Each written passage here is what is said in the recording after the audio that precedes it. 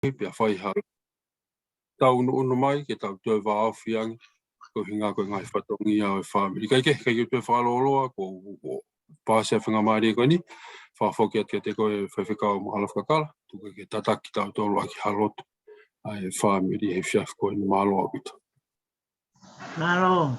Alo. Famalo pit ka te vita, malo pit ma fai ka mari a ko ni ko nga pe ka si tatak to ki lot. Pa ko tu ko ka nga ka fa ta pe mo te vita e tai tari fia ki mo tolu ka ma hange ko tai tari ma ke a hon si fai kau ka ma sinama ma medicina ma lo bua ta pua ke a ko ni ka ma ki mo tolu ko to pe fo fonga fa ta o kete fa to goa fa te hina fa to fa fine tau masi tau whanau ko toa pe kai ki tau whakalau ingoa ka ko tā puaki aho koe ni. Hange tau whaka hua ane nai mahao koe lawa ni ha tau e hongo fulu ke huango fulu e tau whi puri ngaki tak taha nofo pe si ono ki wheitu si ono api nau tolu malanga i e ko speri ai ki whai ngau e siasi mo tolu mo ngau e malanga e a ko hange koe ngahi ongongo whakawhie fia ko tui ngahi whakawhie fia ko au te vita kwa mori mori pena te talai hanga mai ko to ke ta e ai malaya ko mia mau mia le ta mai for i longa mia le tau langa pa tau te ke mia le ko ya it's not only for us ta mai tau tol fa ya ko but for our children e tau fa nau ke nau tupu ha ke ha aho tau mui mai halanga ko tau ko tofa e pa ko tui ko ngau tau fai ko ni hange ko langa mai he tau tol si te vita ko more ngai ta mai ko more ka kai na tau fa falalai tau tu nau tā koto i whai toka nau amanaki mai ko ki tau toluen whanau e ahoni. Nau amanaki mai ko ki tau toluen te tau hoko ato e whoronga. Te kai ke tau taktaha kumi pehono mo ui mai wheitu tau iai, tau ke close, tau ke uno mai ko e whamiri, e form o e Zoom meeting ko ni, ko e whonga peia, ke tau whirongaki ai, kai ke fungani e tau lotu fe whakaloto lahi aki, tau fe mamata aki ki se tau whanau, na guai pia se ati whamiria, kuna mau tāmaki ha whaingata. Kai ke, hange ko e whafoki peke uhinga e tau whianga aho ko ni, hange ko mea ko toa pe ko tau whai lotu putu en. Kau hange ko hanga he tau fia, na mo tāpu aki e tau whiohi aho ko ni o wei ki tau toke tau fia, kau tui maha ko uhinga pe ia na hangai e sela noa, ne hanga ne hoko ai a honi ke hanga whakataha ki tau tolu. Tau toki haka hake pe tau tolu o si ela maa se la ia o si kau ia he kau ame roi lang. O si tānu a se la, o si whanonga se ne whanonga ana ia, o si mua ia ke pule anga o tua. Pako tau unu mai koe ni, o ki tau toe te vita, kunga ki tau whae tau ki whai lotu, o ngā peko tau manatu ofa ke whae koe ni, kai ke ngatai uru huraki ia honoa, koe mō me niti whakawhie fia, ke tau whiohi, tau mamata atu ka te mo tolu. Mamata atu si whangatau kete, whangatoko ua, tu ialo, ko sio, tāne, tau maasi whangato whawhine, tau maasi tau whanau ko toa pe whakakoroa, pa whakamawhana, hange hu, tangi loto pe ho tau lau maari e mamata atu, ka te mo tolu, fofonga pe si o mo ngahi whae, si tau ngahi tamai, mea nana wako, neo na tā koto i whai toka, ka koe ni pia mo ui, alaha e te tau tolu, tau ki mau e mo ui. Ka koia, tau tuha ke he ngai ahoni, ke hoko atu e tau whanonga. Ko ki whai lotu ki tau whai ahoni, e peheni hiri pe ki tala noa ko ni, ko whai pe lau e ki himi. Taha pe, hangi koni ko sina maa, mo nau tofu oroa tai whanonga him whatonga, e hiwa tu pe koe pe him pe play at pe mere ngai himi peheni, e lau pe ki himi hiri ko ia, ko lau ate ki wholofola. Ki wholofola no. Koe wholofola ko ni, koe wholofola mana ko ia o sela noa. Ko il fola e dai malanga ia ki a sela sa me taha hiwa este au mani ma ko ki fola pe fai ai e tau po a ko ni hiri ko ia te fai leva ki tokoni no short devotions for us whakaloto lahi encouragement for us ke tau tolu whanau mo whamiri ko tau whanonga hiri pe ko ia ko wham ke tukwa te ki whangamari ko taimi e manatu meri ai koe manatu meri e ko ia te uraki oange e whainga maari e uraki ka meresina ke ne whai e ne manatu meri e ke si ono tau kete se ne whanonga se ne moui o au mai ki a hoi whiri pe ko ia oange rewa mo whainga maari e uraki hono wā ki a sina mā ke tau ongo whaeni, ke na whai mai ai manat meri e ko ia, hiri ko ia pai whakaata pe ki loto whare, ia i hataha, ne whai ha manat meri e ke si whae ko ni pe wai pe hamtaha, ne whaha wahe wahe. Hiri ko ia, os pe koe tau poro kalama koe ki manat meri e, ai ko tui koe manat meri e koe tala noa mai pe ai tā pua ki ho mo ui mo manat ke whae ko ni kasela. Hiri pe ko ia, te ulaua pe mo tau ki himi hono ua, hiri pe koe pe whaam ke tau lotu kotoa, tau tari lotu kotoa, tau lotu kotoa, me ihe si i au ke tau lotu kotoa hufia, uraki tau hufia si a pai, ka ma me maure o ka ma si tonga ki whanau, nau si nofu atu pe i tonga. Lolo ai lolo tonga i whaingataa, a tonga hoko e tsunami, me ngai mea i tonga, mo si toi more ai whae ko ni ka koi kui, o tui whakamarien ke tau. Ko tau mea e blaua ki tau tolko e whamiri, ke tau lotu o hufia ko toa ki nau tolko ki tonga. Kau mai kai ngatai tau lotu hufia tonga. Ange mo sio mai ko mau tolko e tau tolko au New Zealand ka Australia ngai flag ta toka toa tau tonga ko toa pe tau pray for tonga tau lotu ki tonga whainga tau hoko i tonga ka ki ngatai tau lotu a sina kau masi nama kau masi manu bantu whanga ko nau tolpe nau kei toe mai ke whanau he tau ngai whae po tau ngai tamai nau kei toe mai ke whakahako na kina ki tau tolu ka ki ngatai hapea mea ke whelotu ki ai pa tau toki lotu hiri ko ia pa te utok lot whao sia pe koe ke resi e tau ki whiri anga koe aho ni. No au pito pe, o tui pe koe ke te aha tahaia, ka te aha tahaia te moua ia ka hamea e ahon, ton ke wha moua ko ia, ka kou tui koe whanga maari e koe ni, ke tau whio whaka whamiri a kuaki. Aho koe ni sai koe himi ni ma whanoa, te ulaua pe ngahi wes koe ni, ke tau hiwa, piri ko ia pa te ulaua te whorofora pa hoko te tau ki polo kalama. Ni mange au whango fulu e himi, taha e himi e wesiri ana, e ke whakasio mai, ke kau mālolo, ko hao atu ki he wangi, pe whewhe e nau nofo.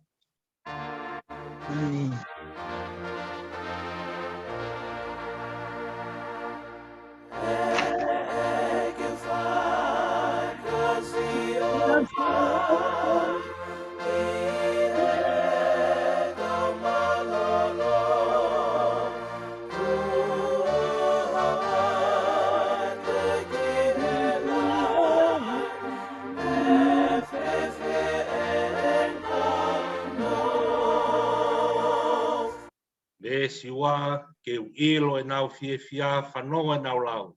He nofo lang ia alofi o hau.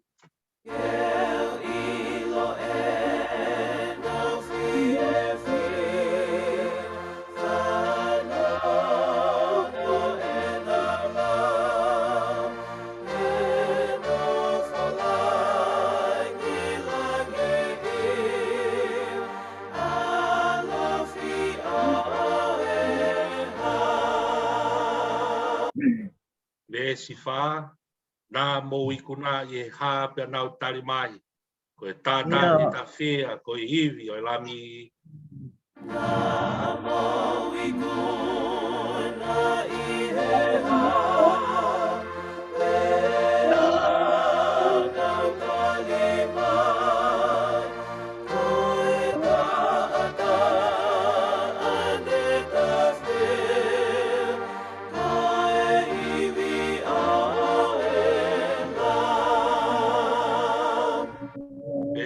si au whamalo ki heiki e tofu atau hala. Fou he uma mahini ke mau ai pureanga. Au whakamalo ki heiki e tofu atau hala. O fou he uma mahini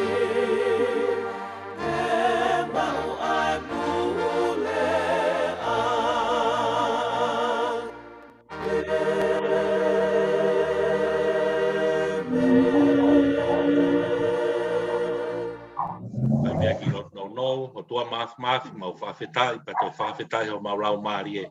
Mau ilo whapapau o ke a whio i o mau whawhamiri a honi. Ngāhui o mau roto ke mau whanongo o ai whorofora, wa manaki mau whanongoa, ngahi wahe me ngahi manat me lie te maua manat ta masi fiohi whakawhamiri ho mau ki whamiri a honi mau ilu whapapau te kei heni lau maari alasi ho mau ngahi loto tauhiki mau tolu ka malu mau tolu ka te koe e pa mau ao ilo ko koe pera hala moe moni moe mo ui mau forward wa yo mau e pure anga o tua mau lo tue wafa si su Christ mau fa mo ui amen Amen. ange go fa tala noa ka ne nai koe ki fola ko fam ke lau ma ki tau tolu he au ni koe Psalm 119 verse 105 Psalm me tata hiwa verse down mani ma for all our children this is one of the favorite verse of Auntie Selanoa the favorite verse of Auntie Selanoa na si malanga ya pe asela pa fa ya pe ne talamai ko ne si whakalau loto pa mo ne mo ui last few years of her life this was one of the Bible verse was this the essence of her spiritual life ko tui pa whaamu to share it to each and every one of us whakaloto lahi a ki tau tole sa me tātahiwa I'll first read in the English, then I'll read it in our common version. Psalm 119, verse 105, it says, your word is a lamp for my feet, a light on my path. I'll repeat it again. Your word is a lamp for my feet, a light on my path. Whakatonga ko ho wholofola, ko tū hulu ki he kulaka. Moi mama ki hoku hala.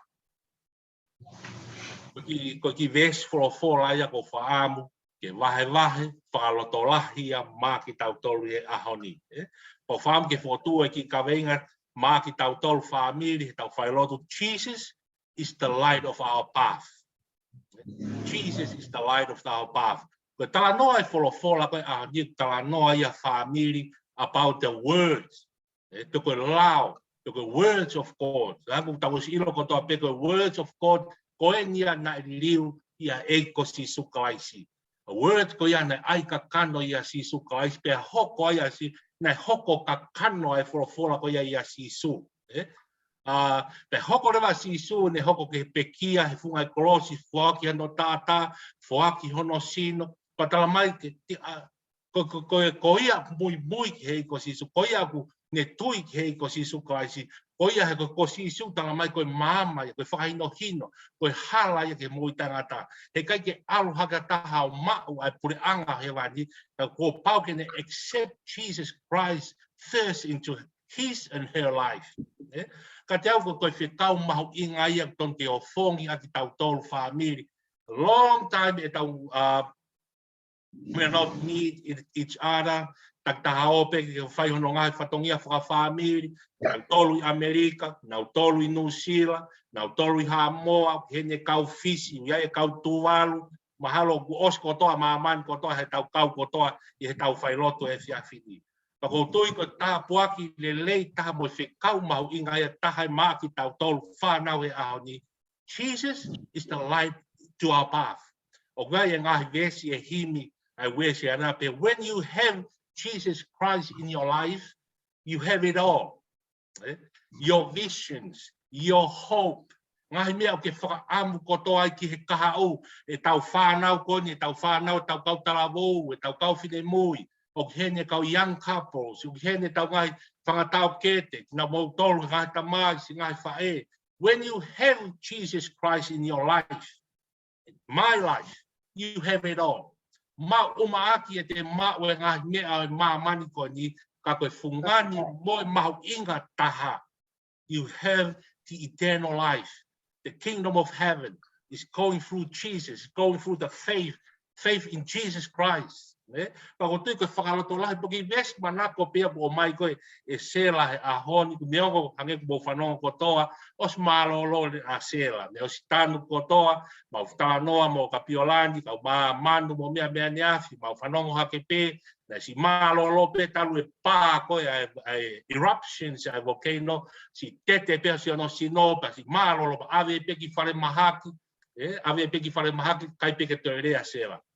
Because already know now is the time for my way up to heaven.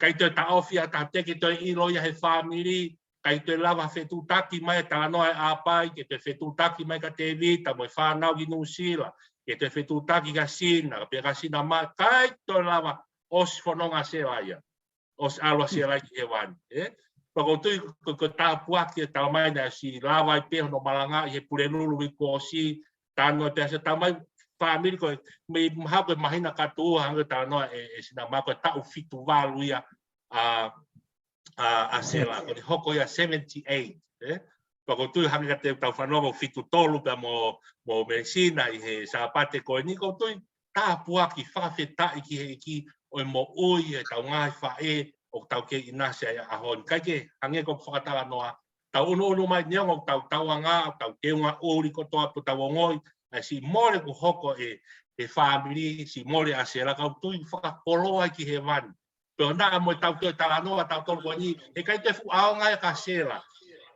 mea ke mahui ka tau tolu e kai ke toi fu aonga whahe wahe ko ni ke te aonga ke tau ikai os i he van ni a se la os mo a se la ko aonga folo a honi ka ki tau tolu tau ke ma wai mo ui hange ko whakaloto lahi a ko ni whanau te tau o peo ako te tau o peo ngā ue te tau wheha wheitu langai hoki family te teki Amerika, Australia, New Zealand, Fiji, Samoa wheha tapa teke iai whakamanatu e family a hon folo words tohi tapu ia tau mahe a honi tohi tapu koia ko sisu klaisia When you have Jesus Christ in your life, you have it all.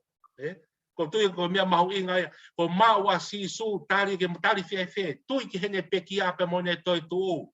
Tui ki ai, whamore more ai honga hala, pai ke tau kei anga hala ki tau tolu. Tau os maoni oni ki tau tolu, i he peki ana e whai e sisu, o si lau lia ko tau maoni oni, ai mea anga hala ki tau tolu. He tau maoni oni koe ko tau ki tau tolu ia ke tau nofolangi. Hange ko himi ko ni ai we sili ana na tau hi wai tala mai na e fehu ia ka ki nau tau na mo ki lagi na mo i ko na he ha how did you guys get to heaven and they say because of the blood of the lamb the blood was set on the cross have faith in that blood ko tu ia ko ta po kia pa mo whakaloto la ma ki tau tolu tau fia ko to ape fia tawang ke ongo atu ere e folo ko ni ko ongo le ko ni kai ko unga pe ka te au ko nga ko wai ka to he wai tau ka fai fi ka he wai tau nga fa ka tu ko le o ko ni fa manatu mai ere ho tau nga ka ta ki mua se tau nga fa o tu pe na no fo mari mai pe na mari pe anga se tau no fo pe a fa na ko ni ko si ore ka pe ni ko tu yalo tau ngahi whakatoa whahawhine en, te evita en. Tau nofo koni, toki aluen ke tau toki sio mo oni e sina ma sio ni peheka sina. Tau toki mamata mo oni en ke mea urea herea tonga koe nofo a whanau. Tau si hanga mai whanau koni ke tau whewhe. Ke tau hanga whewhe, ke tau nofo e ahonu, tau nofo manatu ke ngahi ako naki. Whamole na koutoe langai mamahi.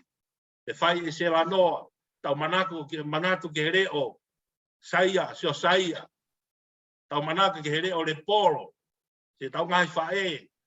Ka here o koe na nau mate aki e lotu, mate aki e folofola. That's what their life is. That's what their life is for us. Family ke tau whakataha mai.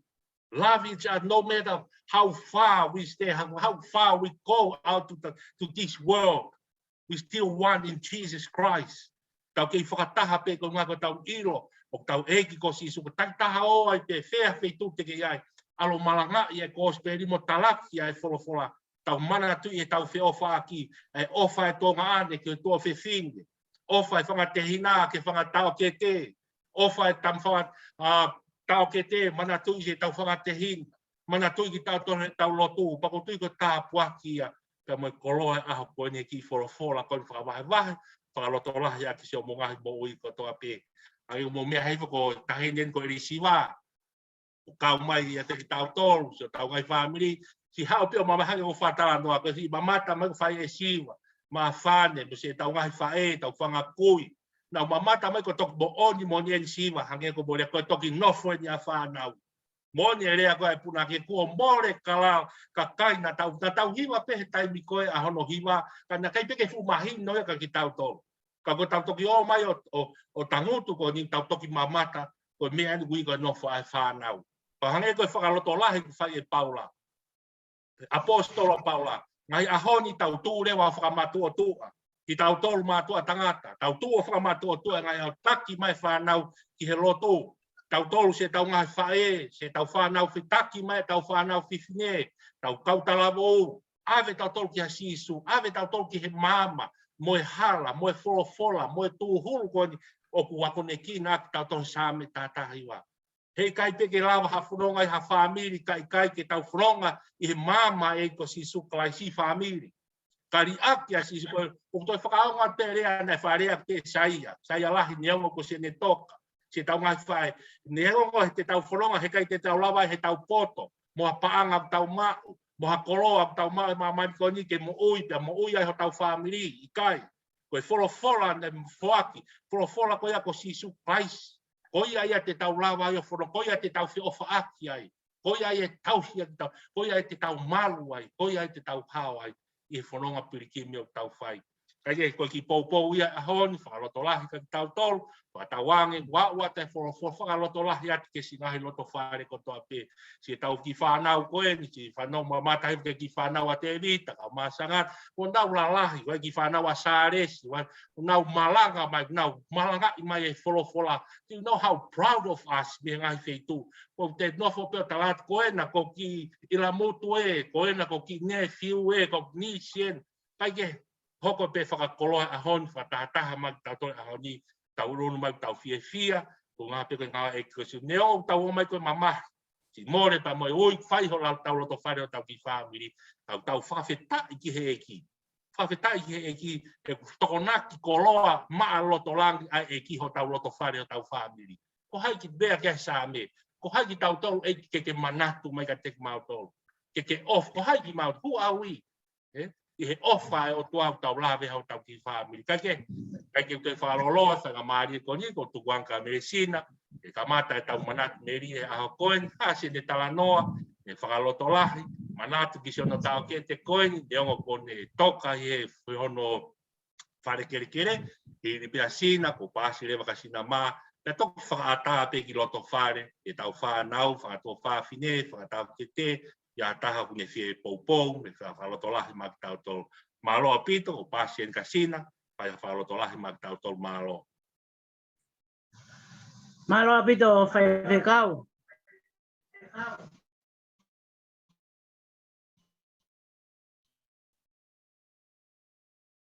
Tapu ke apio e o tua mawhi, pita kau whanonga. Te tapu atu whai whekau. Ka mai ko fonga ko toa pe o e whamiri he whiak koen. Ko au o te neiti whai e kuri aka ko whonu ngutu he whia pa mo whawheta i whai whekau. Ko hea ko whainga maari he whiak koeni. Mea ngo ko e tau whiohi ko whiohi e mamahi. Ka mooni whai whekau ho tokoni mo e lea o ke whai.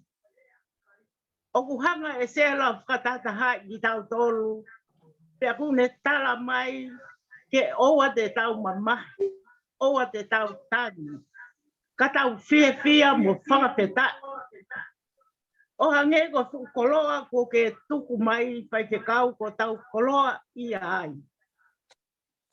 Pea ko te ha tau lea e whai ko e whawheta i teke o tua maf. Mahalo e ne opa, mahalo e ne tau. Mahalo e ne... Maru mo ui pia mahalo ko e whaki mo ui o tau lawenga manu i ai. Ko hai ki tau tolu, ka whawheta i moa e tau lawe manu i ai. Ka tuku pe mua ke whai peha ki i lawe no a pito pe.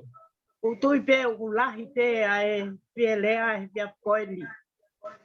Ka kou puke pea e whainga maari e koeni ke whai ake hau ki manatu ke hau tau ke te. Ko se whine a sela. Ko se whine o nganga patoki lalo.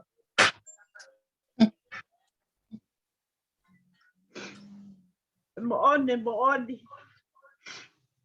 te hange pe kono aho kone o teu pe ia ke o te ai hata e to whainga ta ia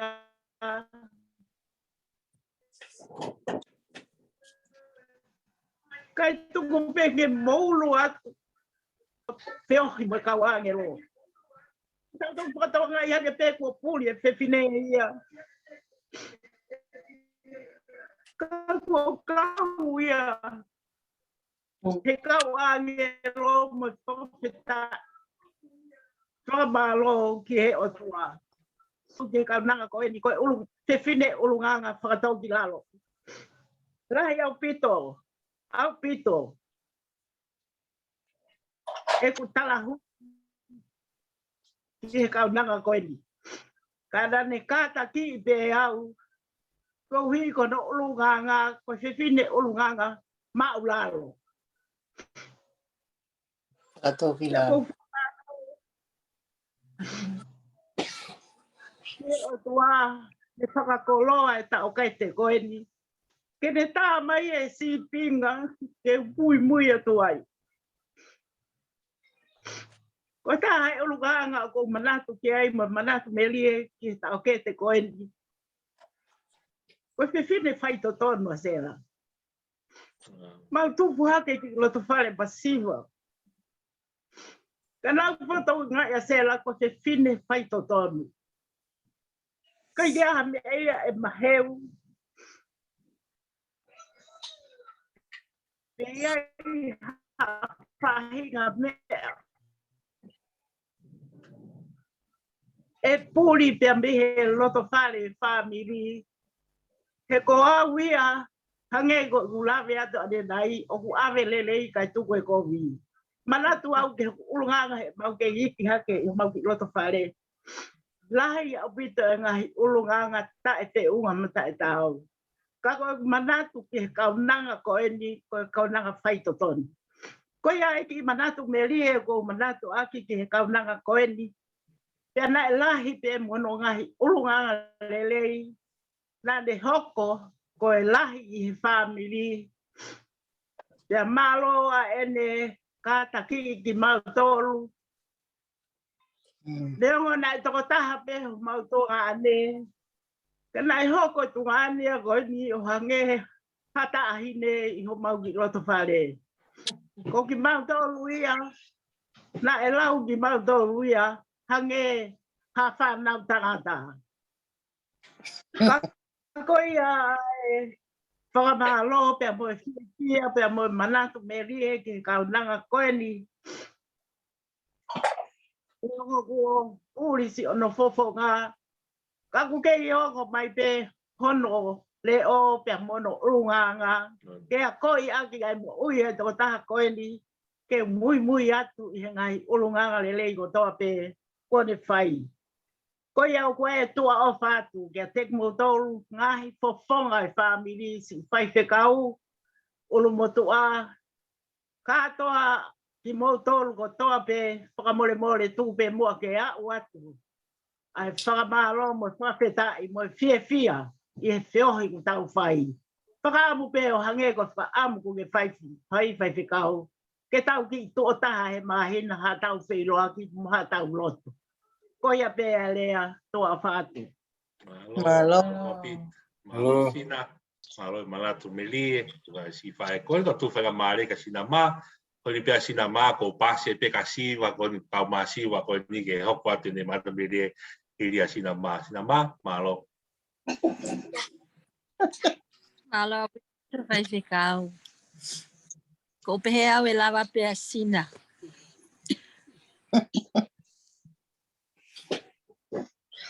ko fa fo au ki maua ko ngai ko au ia ko si taha o ka ke te tonu ke ai hakure o e o tau ki family fa feta i fai fekau ko hinga ko tu koloa o e fea fikoeni fa malo foki ka te motolu ko to ape si o tau family i he e fea fikoeni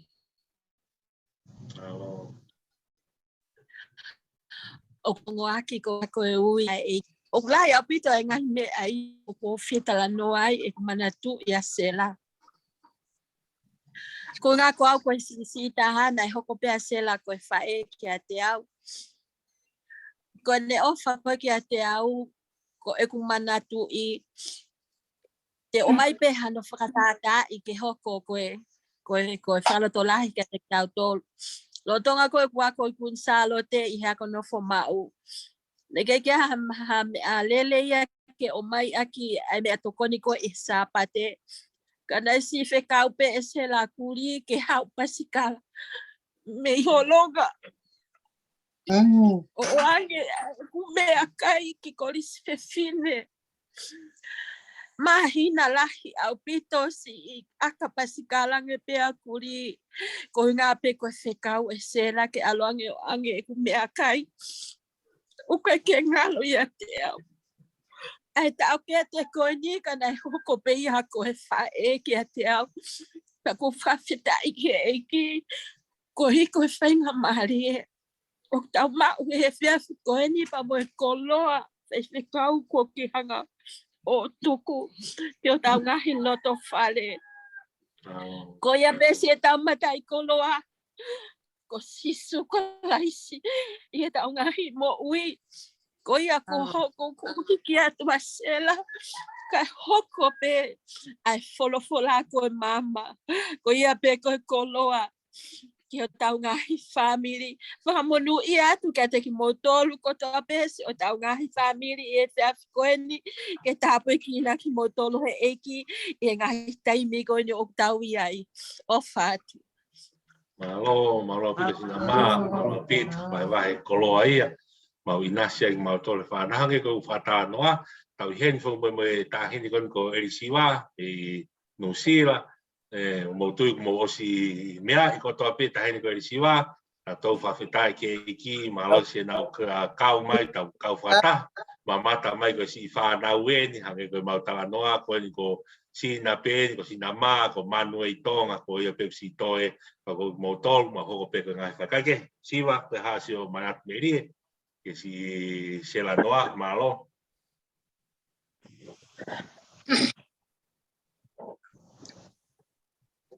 Whamalo atu ke tangata ik whai whekau, tuku mai whainga maari e kau he manatu merie.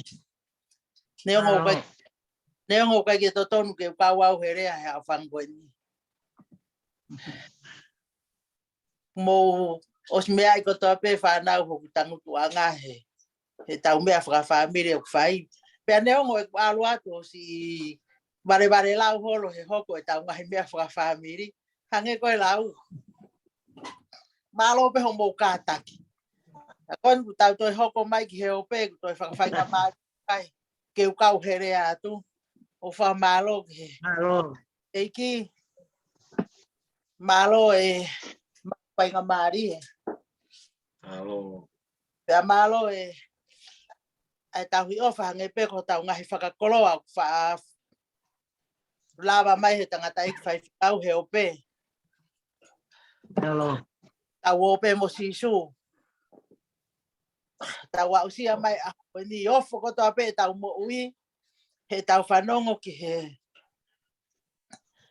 he ongo whakamamahi lahi koe ni kuongo mai. Ani. O au ia na toki lawe I pe mahalo ane afi. O whakahoko mai whane. Kai whoke u wha nofo au o wha asio he Facebook a. O vale pe koe haaho kou ki pai hake ai. O ku mea I pe he whai whekau kou ki komeni atu. Whakawhetai ki he eiki he whakakoloa.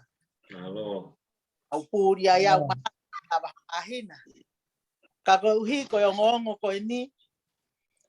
O whai e manatu merie ki he fofonga e tahine ko Selanoa. Pea ka pau te tau pehe ke tau manatu merie ki a Selanoa. Kai ke wilau pe te whakamatala whewhe.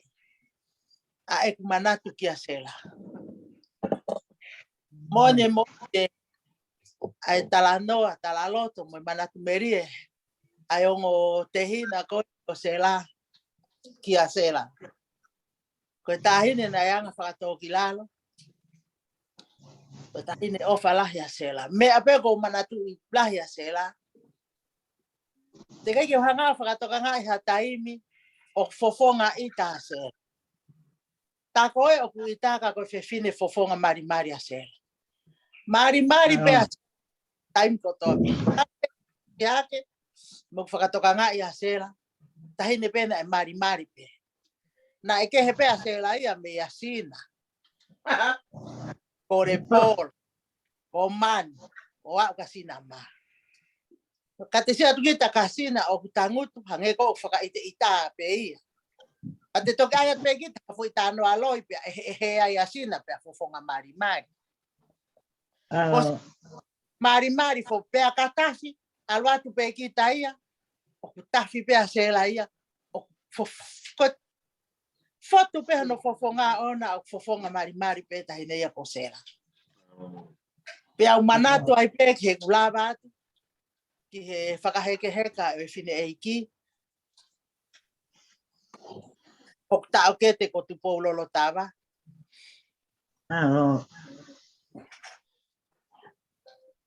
Koe ki whoki ke mea ne te kai ki tauanga sina ko mau i whare mahaki. Ko hau pe ko talanoa pe ko te hina ki a whane. Whaweta ilahi e kumoui.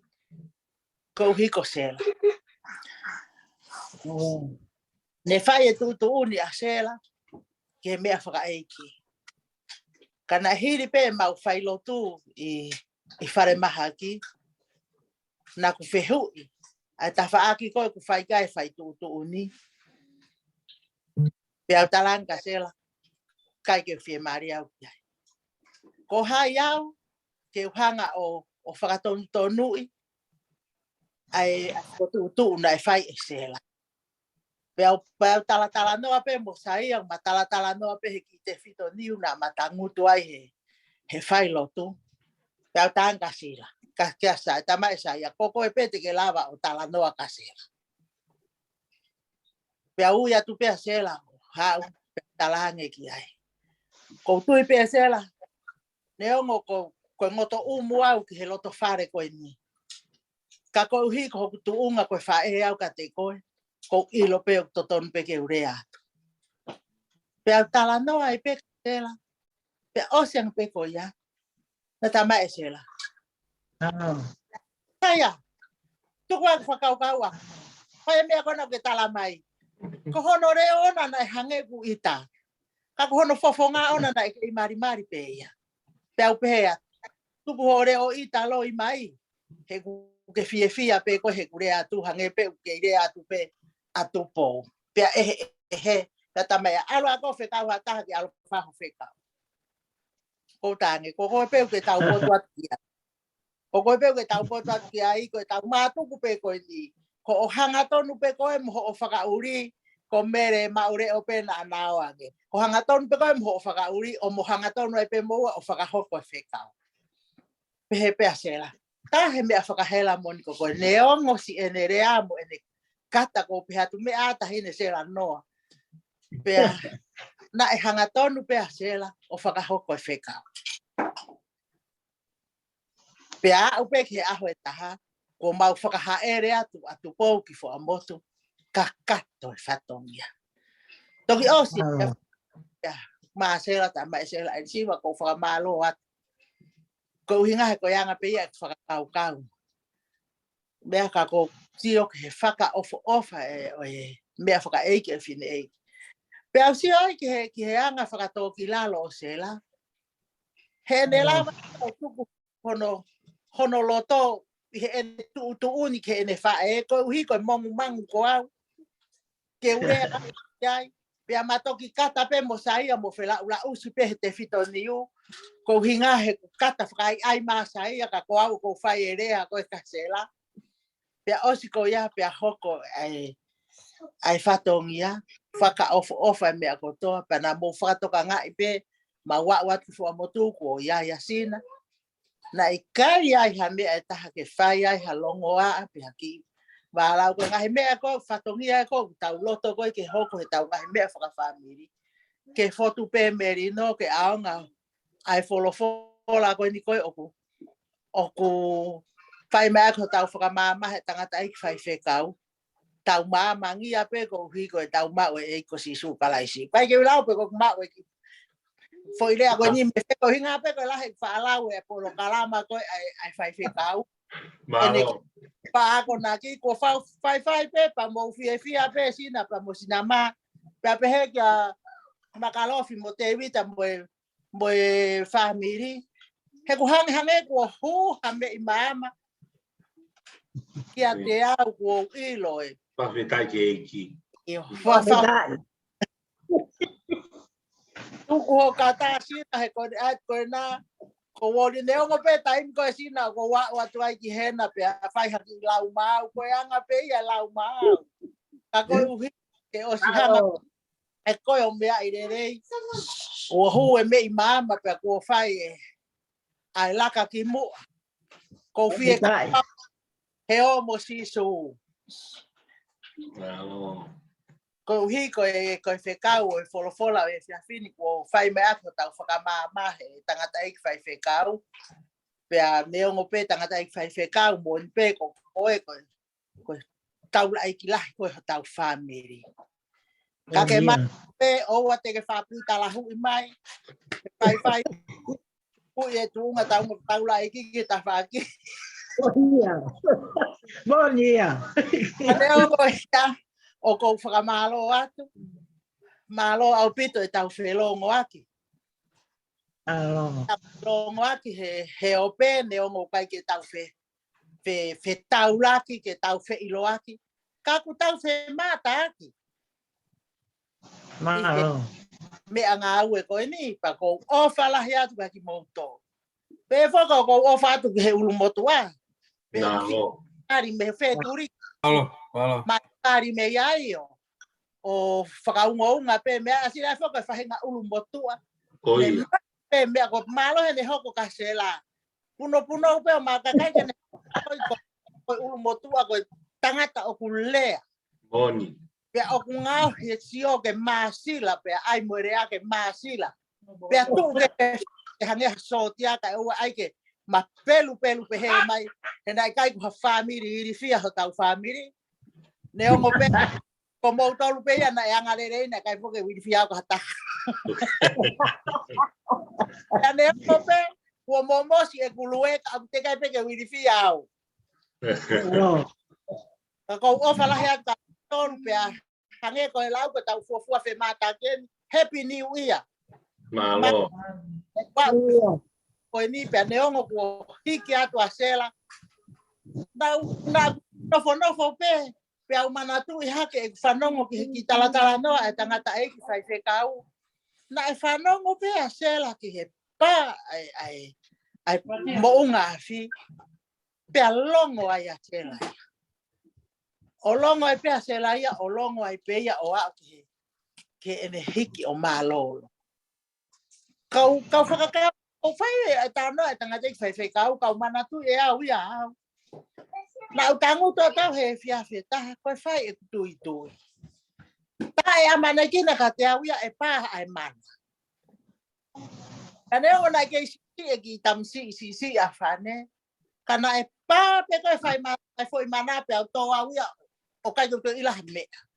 Pa mate ai ko ho pare he pa ai mana.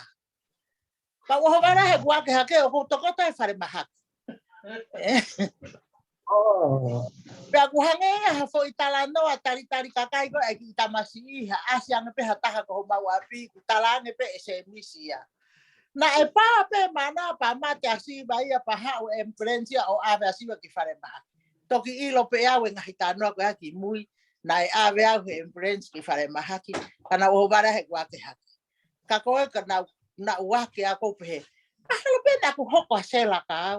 Whanongo pe he pa mana pa mate. Pa mate au mo ui haki ko hinga na te kai foki fie ma au na ke ko. Goi. Mo nga fi ko itonga te ma fono nga whakataha mau mo sela ko o si sai foki timing sila. Monia. Au pito. Ka neo ngo ia. Hange pe ko e tau whaatu ko hua. Tau whawheta i pe ke iki he kune ave perere. Atau itu kumai pere re he kai abi ko to re ka fa fa mama. Moni. Ko fa fe ka we. Afeta imon lah. Ko fa la ya tu ka ki mo tol. O fa tu ki he ulu motu ape. O fa ki tan ko sangata pe. O fa ki pure la hi ko ka Veronica pe amo Sares. Alo. Sares ko ki o ku hangi ko o ku ki anga. Mahal pe saya ulu motu Sares ya farea. Ko te mi taya. Para mama he pe ngahi pe he mari ga. O wa to mari ko na ko ma. Ko o mari pe he. Ai me ko fai me a family mata fefe karea ke fefe ka pare ke ola. O fa he pure lahi e tangata ik fai fe tau. Iyo. Ko ene hange pe tu kata i mai au foki. Pa pe foki ene fia hange pe he fanongo foki pure lahi ke ene me ako fai mai ka te a. O fa siva. Tau whakawheta i pehe tau i ofa ku tau Hawaii o ave a se la ia nererei. Tala mai to i ahi whai motu kua hore ahe ku fuuloloa ko pētu fuutuai pe. Oia, lea koi. Ke whai e tāno pa koa whai wheka. Moni. Oia ko ofa la pagi moutoru tu kuana whai pe i tau mou ngahi hoa. O lau mai ka te au. Kai mana pena tau laki Oh, pagkakata. Ofa lahi atu, ofa atu sina, pag ofa atu ki he whare i mui.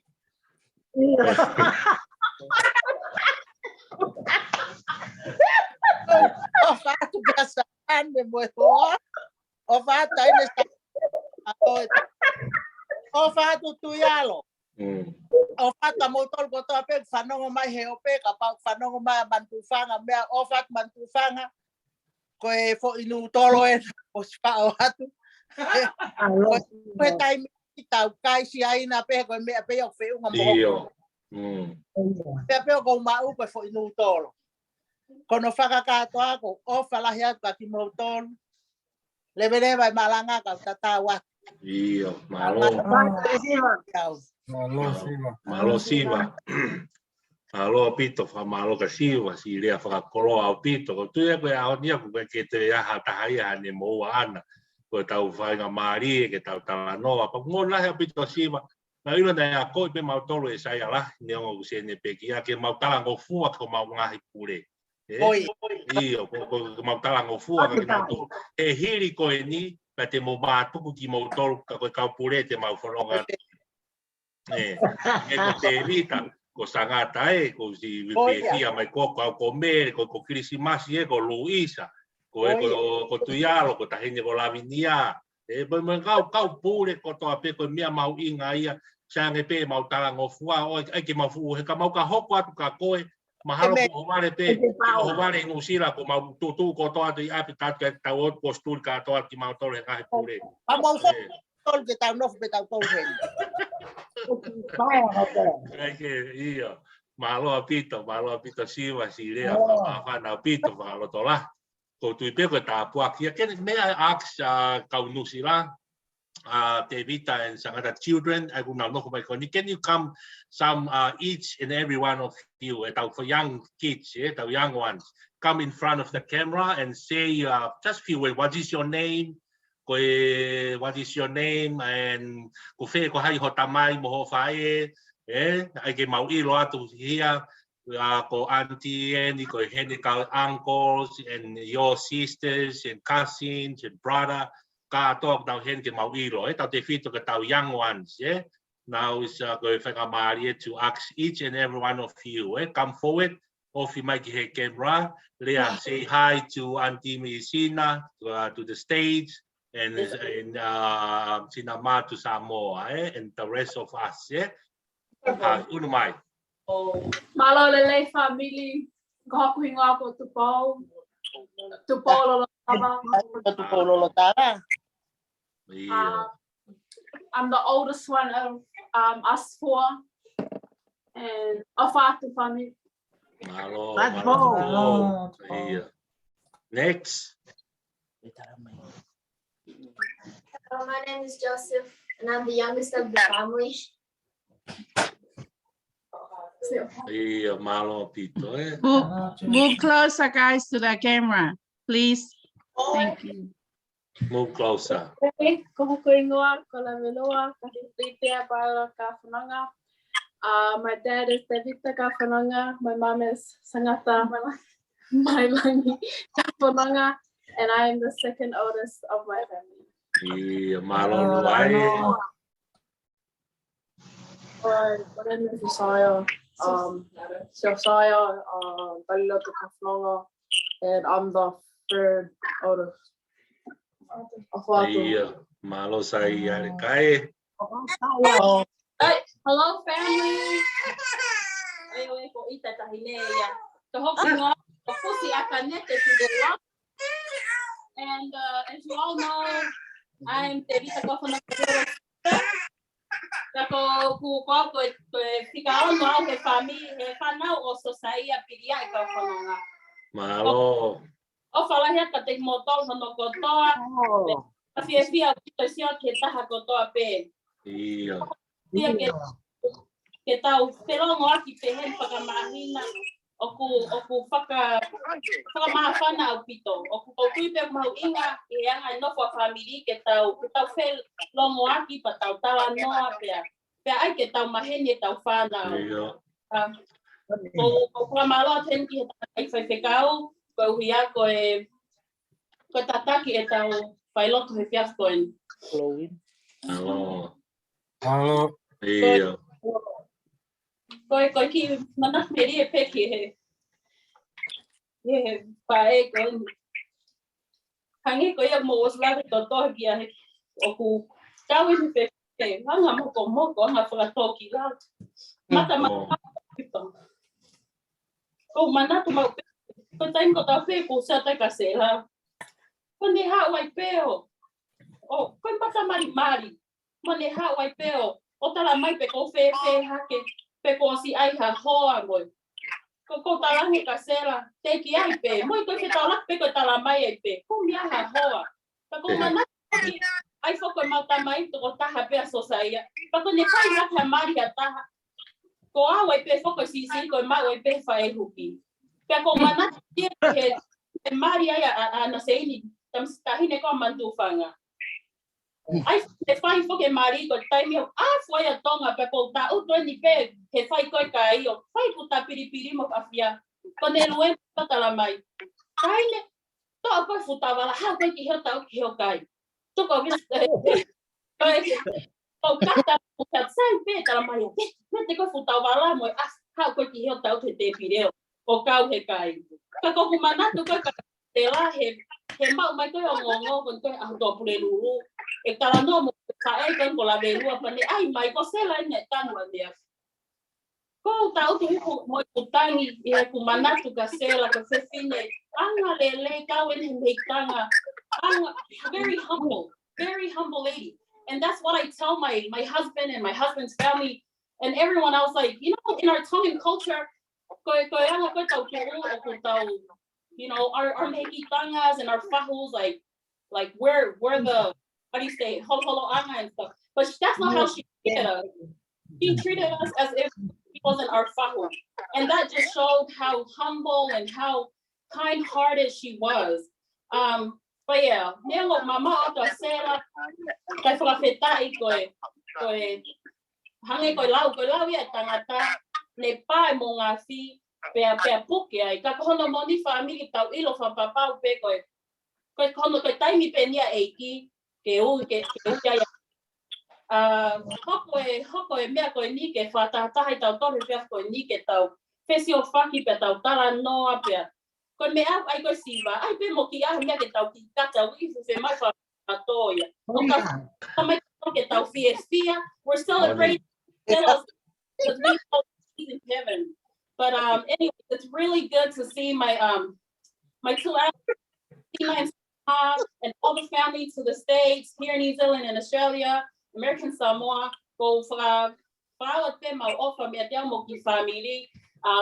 God bless you all. Ofa tu kaya pe malo. Iyo. Malo apito, malo bidrowin. Pamalo api fangi ti kau yang wan je jo mo ilo le pe o se ko tuyalo ka masan ta tu fana ko mi Amerika ko ta ki fana wen ni no si la ko pa mo fana ko hingo api ko la velu asi ko tu po si ko ka i so sai a ko fana ka to ko na la na wa ko poto io tu po lo ta va ka ke ko ta ki fana wi pa ka mari ko ni ko tu kwa ke he voi lo to fare con io lai sane pa mo surireka la io mo talano he time fa ta lo tu o mo ka telefoni io ko ku na la he nga ni am ha ka ni fa business na mo wa ki ai ka ke tu kwa ka sane just say hi to the rest of the family and also sane just tell yourself, especially for the young ones. E tau kaureka ko di nusira ke mo ina mo ilo ki mo tol ki tau mo binit lele yen ki tau whero ngaki koto ai se tau ki whanau. I would like to ask Sane and also ask pia Sane pia suri reka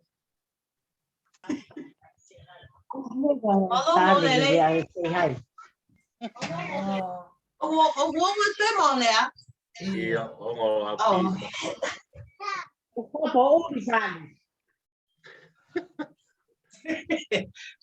Sai pe. Ko malo atu ani kia no wina pe kia malo mo tolu no putting this program together. When Loina messaged me about this, I was really happy and ecstatic that you know, we do have a passing in our family. And though we don't have any ties or connections, but we are here to mourn with each other and to show our love and appreciation for our family back home. Though that what they're going through, I can't even imagine what her kids are and men are going through, and the grandkids.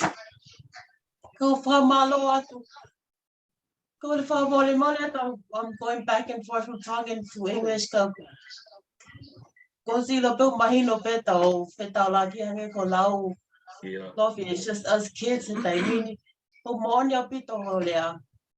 we need to get together because like you said, it's us. It's just us now. We need to learn to grow our family, take on more responsibilities so the younger generations can see and know and learn that this is what we need to do. Ko ofalaya ke montoro ko ki manat meliepe kasela when na how for ki he putu kanap tangata eki na ha mo anasisi pena hena sa ko ki to loi ha u manat melie o ko panonga he poni. She is such a happy, bright person. If anything, or anything negative, she's just smiling.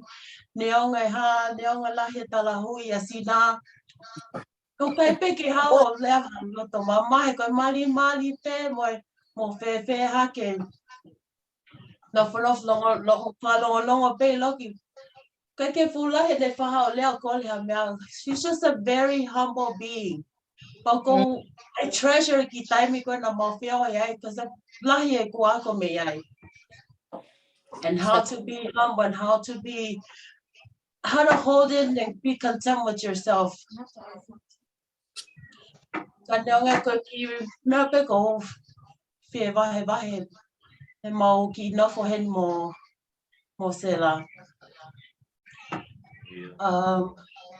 Anybody doesn't call San now? I should have introduced myself.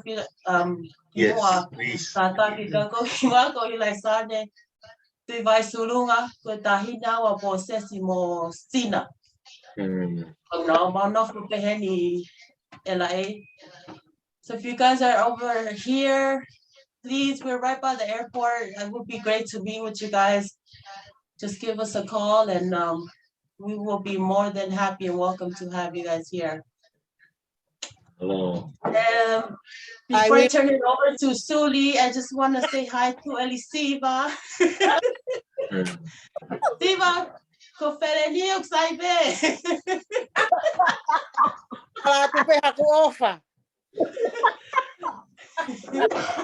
But all in all, I love you guys all. I'm so grateful and happy and honored to be with you guys tonight. Happy New Year. Hello.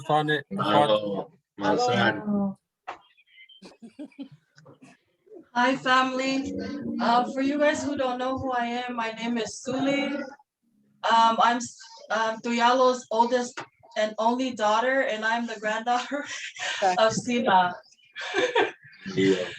And I believe am I Tupo's oldest great grandchild, if I'm not mistaken? Yeah, people are. You're old. I'm happy that we're all here, even though it's for a sad occasion, but I'm glad to see everyone and meet all the family, and I hope that we can do this monthly. Ofatu to everybody. Iya, malo sulit kain. So iya. Saya bunga ko tala no sige han de tau ki fa na ko nu sila mo si o ha ke ko anti sa ne ko sulit kai mo ke mo mahen ye. Iyo, say hi to them like mahen of the mahen le le apito. Now this time I will pass to Tuyalo. I go Tuyalo ped con Tevita tu vai ni. Then hang up in Jotisha to Tuyalo here. The rest of his family, yeah. Malo Tuyalo. Malo pito fekau. Fabalo la he kuah ni ki tatak mai tato tawau sia fia fo ni. Okay, lah tamai ki whanau henu nau ki ngāu. Ko ki moko puna ni ta. Hi, Sandy. Ko tahi ni ko ni ko ingo pe kasina. Ko ki moko puna la hingeni. Kasina te vita. Ko ingo pe ka medicina. Ko ha mo mari ha mo. Iyo. Ya iyo ka ki motor família ante falar que motor ko au ko Tuyalo. Vai ko fica o ausina ya ko mari ki ni motu ko Lavinia na holo te mi tu ko motua ange pe ko mo ngahire ko mo fa fi pe te ta fi ya honi o fa pe ke hoko atu ane mau mai kada famole mo pe na mo mo ke si ke fa fe o la mo se la tonga ka ko pe ki mana tu si pe kata pe family na o vale pe na mo ke no foi mala kapuna pe o vale pe ko uiange ko me ka me ai hala do tamai ki ko na ma pi apu ke mo pe ko hu mai ko se la mo kuri mo moti mahalo Dio moti. Na wihala, na ange sariote. Pa heka ma wo piga pa serote ma 5 no ngatu fu moto. Ko si o ke ngo vai ke tu po mo te vita. Ma ko ke ta valu en. Ma 5 no ngatu sariote o no foi fia fico eu ma kai ne si ai ngai mi kai pia tu po. Ma no foi fia ko mana tu pengi time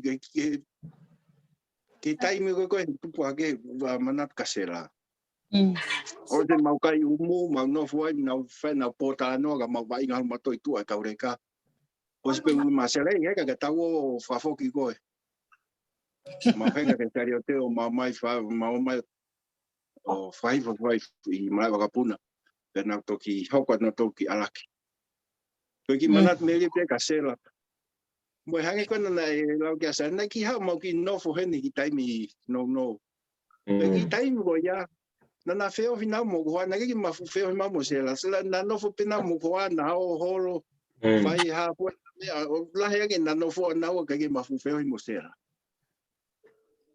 ku ho ana fu o mai ko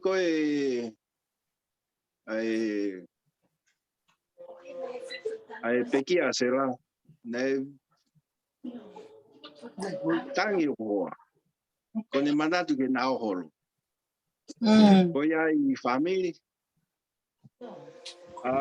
kata ko ki fana to ni ma ta ku ko lahi o simali ko wa mari Hamoa tolu mari Mexico anga peko la ka lo fi o se mani tau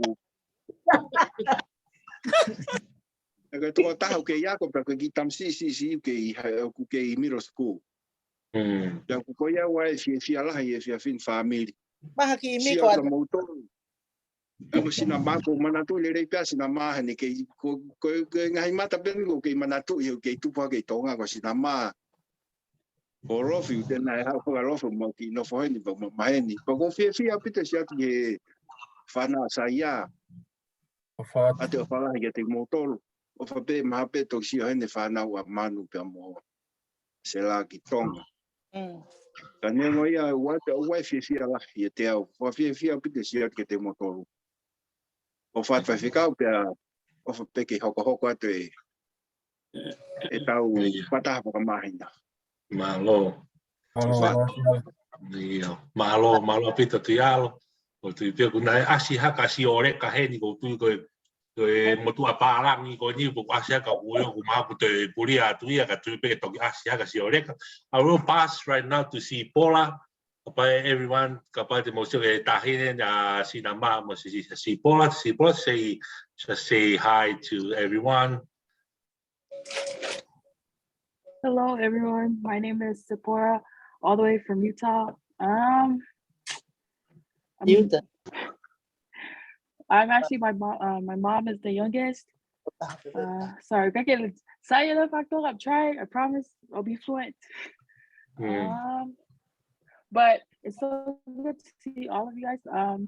Just to piggyback off of what Lorena was saying, Auntie Silla should always be that one auntie who would always be looking for. She would call my mom and she'd be like, "Paula, and I would always respond and be like, "Masi auntie, half I mali up five. Gloria go Dalibel. God's timing. I'm out. No more." Or say, but she was a nice lady. I'm pretty sure she's up in heaven looking for a domicile for me. But I'll just leave it up to Daufa and Helena since Lorena and Suli already got hitched. But yeah, it's so good to see everybody. I hope everybody had a good holiday, but peace and love. Wafatu. Malo pito si Paula. Yes, malo pito ko pau pe foke tau rea ko to ape ke tau inas ko to ape ho to pe rea ko ape tau kolosi na tau alwe ki Amerika hau ki nusia te tau ki kolosi ki he pula len I Fiji o tau fai ni o ko tau fai ka to tau fa nau ka to anti tau fai Fiji lo tonga fai sine ako ko tu pe ma ke poto pe rea fa tonga tau fa pe ku ke Australia fa Fiji ko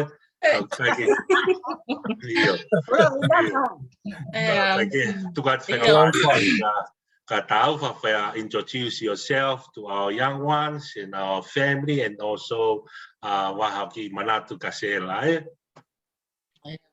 Malo opito pula vinaka everyone ko pingoa ko tau fa istama vai ala kafa kakala ako pikandi mau sisi tahu fa nau lesin le polo ko lo tonga fa nga tama ki fisik ko tau ake ne tolo mava he ni apti te ke foka ki tonga ko ya pe ko lockdown ko ne covid ko fiala he apito sa ka motor he wani fa fia apito tau te fa tata mai ofat ka ko sina ko te si so sinama mo elisiva que fa fia mau pe mau ka tai ko to ape o fala ka te motor ko o te ko manat meria que se la noa o fiwa no fa ka ko la ya pito me que ta no fa que se la na tu pa que pe que si en la la hibe ko ta malala hi pe na to ya ko di kolo kana ko pe au ne que ya ta he que manofo he Ai ave mau pea o tuku ia sela ma alfu ataha ku mo tuku la yo no foi ia sela. Ka ko I he ko mau fa mame a fa fai mo sela a ko toa pe ko tuli moa a hiki moa ke mau pai he a ko ia. Ko fa fanga puaka ko ma la ya ko muy ma ko tau tolu tau fa ko ke mana tu lele te mau he ka hosi o algi uta. O mau algi mui ki he tahi o whai mau whāto'o. Pa koe naulata o kito tau ia he nofo koe mo se la koe se fine anga lelei au pito. Pa koe whamanatui pe koe ne tuk mai pe ngā ue ku fau mā le polo mo se laiti ke piki au koe holonga. Piu whenga ngō mātua ke mau ke whakahekau ke mau o koe te miko nofo i tau ia sela. Pa kage pe koe whakahua a siwa ki he talahu I anga hanga ko fine moto anga lele au kasela kana fa si otono talahu ko ale polo ko kasela talahu I ale polo kasela ko kata kasela penai a ta mane fiu ma ko hake ka ta kasela ko ni tanga le polo ai be mana tu ko raha ya ko ko ke para ko no fa ka to ko fe fine ofa fe fine anga moko fe fine fa anga fa ka to klalo a kasela. Pagok manat meli ya ka sila ahodi pau ilo fa pau pe mali ma sela I he vani pau amsia sela ya ku kau ye alof ki hau ku no tau no kata pe pau fai pe manat fala manat ki fai toka ku sia ke te mo tolu fa fa ku fia pe ange pe ke mo ui pe na tol ko na ku dia tau family. Ko ia pe ki vai fai pa ko ofa la ia ke te mo tolo no ko toa. Ka pa nei he nei hoa ka ke alfu tanga o ke ka mo he sum.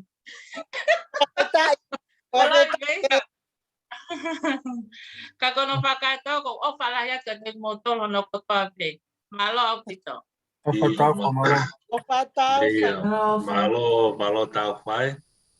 Can I ask Hedureka when I was in Puriata? Helu tegi ko tahin Hedureka just say hi to everyone.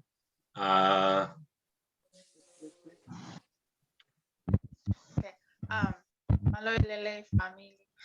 Wow, Hedureka saya mo lua.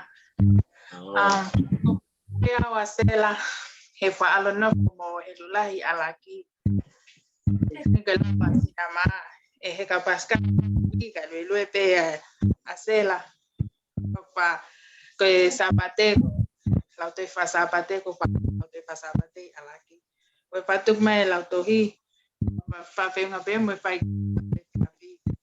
lue mai pe fine ki mo ki lu pe ko halai pele o mai ko man ele be ka sela e ke mau pe website pe o fa ele mau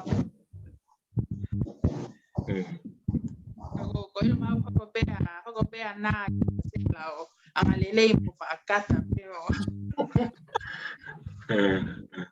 yo ko ihe ni taxi ko pa fa nga te amo ko lo tava I California alu yang au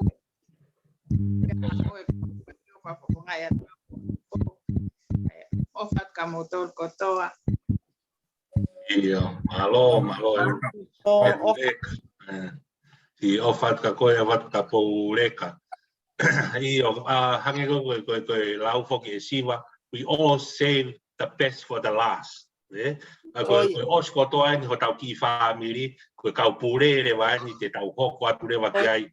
And I want to introduce themselves to us. Kamata pe me he tahine ko sangata kau whanonga. Me he taki lahi au pito. Please, sangata, can you say something? Malo to lahi pe. Magitau tol, mai toinga e family, malo pito. Kawhetaki eiki. Koia. Afa malo at ko inga ko mai fa nga mali. Ke mau kawat he lau. Malo. Ya. Ata ofala he ka tek motor sina. Te ka sinda ma me family. Tiba. Maha ko fua tai meni ke kau mai ai ha ke toko lahi he paenga ni nengo te ta fetau lak. Ka koe hange koe lau te tarango fua pe ke tutu na fai fekau. Malo. Ngongo. Ko te lele mai kita me vava o me he matapa ko fatunga koa. Mari. Matapa kai feia.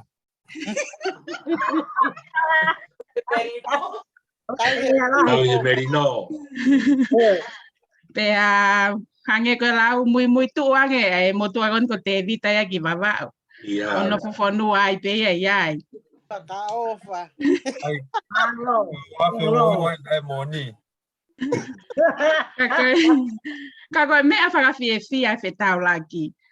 He koe no fo koe he ni ko ofa la het kasiva he koe he ulmotu akto ton ke mata serious ka tuku e mari mau pe. Siva ko ne ke mari pe ana ko ngawe. Kapag ngawe ke mata fula ya. Malo ikataki.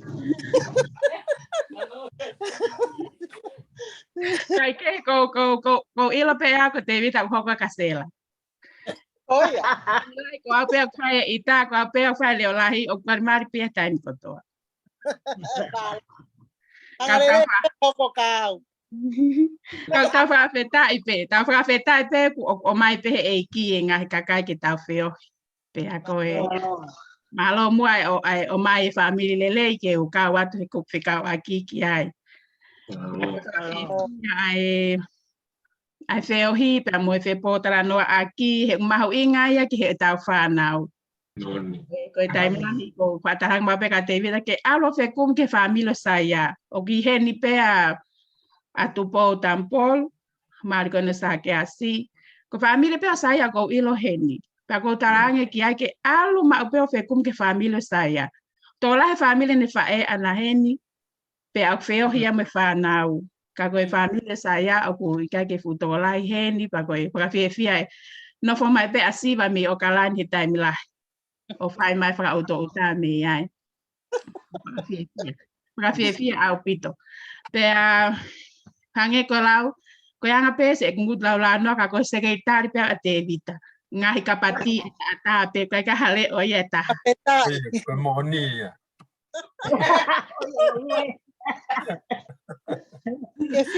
Ke kau wa tai mu hiki haki ki na tol. Malo ata. Ka ko ke fu feo hi fe pe mosela pa da kama crossela he o koen ki he putu o tangata eiki. Ka ki mu ai ne mangawe e ua ne maongawe whakatahai mo ni tahi ne amele. So ko ilo ko ulunganga ko mele ko ulunganga pe au sela. Pakalongolongo pe mo mari. Pe ko aga ko ki he putu tangata eiki. Ko whakawhetai he na ukawa he sevi e kapa kofi a sela he fiafi ko iau ilo pe maa siva ne mau nofo katoa pe i whaletolo o whae ngawe ko ia. Pea ko fia ko inga ne iai pe ki taimi ne whae ai whatongia te vita ki hona mihikitanga. Pea ko me apango ko hoko ai whakatama ki o kupule anatula. Kai ke o atua tupo ka whanonga mo la velupa. Ke whakamahino e tuunga o kuna tuu ai he whamili. Pea, o ku katakata pe whak mo lowina pe mo Helena, kana e ton ke poko hona ulu o na ua. Oia, ke whakamahino ko e tuunga ia. Ko mea lele e ilo e tuunga, mo mea lele e ilo. Ai whetok te tu e taime o hoka e platform ai whamili. Pea ko e whakawhiefia. Ko manatu pene mau ki mo e mau hau ki he ni ke tau te kai ke tau ni matupo o ku fa mai pe fa motu he tutu ai ako fa e vange mau pe e fine ki tu polo lo tava pe o ku fa tonga ai ndionga ke sisi atu po kana e fufu ma pe e tu pola hia ki pa nga ni ma he time ko tope aranga ki ato mono e matupo leka Malo. Ya ko whanga ki memory ko ia o ku mahu inga ia ke whakatolonga he tau whanau. Ka pau he kai ke tau whakatolonga ia. He osa penga he tau tangata ko ni ko mole ia pe kai ke ilo he whanau pe ko he haho nau hokonga ki he family. Ka ko whakawhiawhia au pito e ngai whakakau o mai ke whai ha whakatahataha pe amo ha whakatahataha whakamahina. E ko e ngā ko tanguta te vita ko e whoki ko ke ne hike ha mea ko awa ko hanga hike ngai mea ko ko ki whakamanaka pia. O kata o whalahi ka te motolu ono kotoa. Ko i mautole ne umau he Miltoni atu pe heni. Ko mai heni pe mo e whanau pe amo Helena ko inale ka o kalani e mama o mai pe tainga maali e. Ko i ngā ka whai fo mai hataha heni. Ko i mautole ne umau heni pe ke whai ate ngai whatongi a me heni. O whatu mele. Menga ke ka pule lai ko whakawhiawhia ko ngā ko whai ange ko family nau hanga acknowledge kita tone ngo e tau ngai kapati. Wallahi. Sa ko ofa ko ngā ko whanongo pe hingwa tuyalo ko toksioen ke tok ilon ke o fimata mo tangatangon ko tuyalo. Ko ngā ke tuyalo le ka ko me whakawhiawhia. E ko neongo e mau mali mai ki hinga whake family ka ko me lele ke mau ilo. Ai ngā hihu unga. O whalahi atu mo tala monu atu ki he taha ko toa be me ngai whatongia ko toa be me hena malo apito. Malo apito, malo sarata, malo mau whainga maari pa malo mo si tau i te reo tau ke te ke whai tau ngai ngā whatonga fulahi pe mau tala hui ka sai pe ko e. Oko pe a te vita ia ta tau pe te vita re kai ko tui alo ko si o nau fu wanga re o wa nau to hanga re hanga tau ka siwa. Kaya kaya aks Luisa mo Christmas ko tipe na asya pe Luisa heni wow pe ko mo iro pe Christmas ko no hoana Luisa con Luisa Monde con was my con die Isa, please can you just introduce yourself? Yes. Hello everyone. I'm married to Sina and Posesi's third son, to Marcy, and I'm glad to meet you guys. Ko mana tu melia pe kasela he mau feo hi he ne lava mai he putu a Posesi na no foi asane. Ko mana tu I pe asela fefine fia. My fefine offer. She didn't treat us any different. Ofa ya mautolu and komego manato ia sela and happy to see Sangata Ana. She was my teacher in Mabauhai. Okay. Bako fiesio mau mali by pe family tatao. Malo. Muy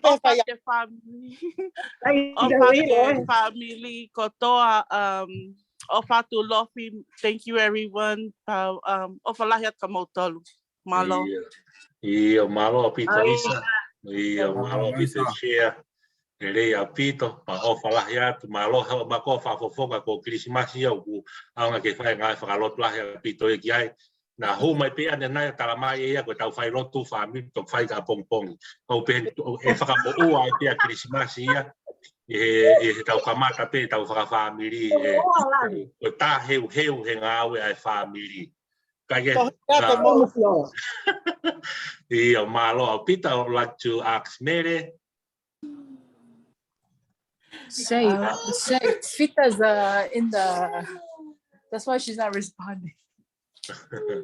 Iya, malo lele family ko ingoa ko America kala ko wifi o fefikau makalo kakala malo peheni te lava pehele ai tokita ko porque pe fai ngamari ko ni ke si kawa to pe ne mo pe ko ngatanga pe to mo he mai tau iputi mai tau ipukofi ko lava fai ngamari ko ni Kai ngā maari e whakakoloa, ke o kau whātaha pa mo ki mautou, si ngai whawhonga I whāmiri, he tapa ko tō pe o mo mea mai me ai.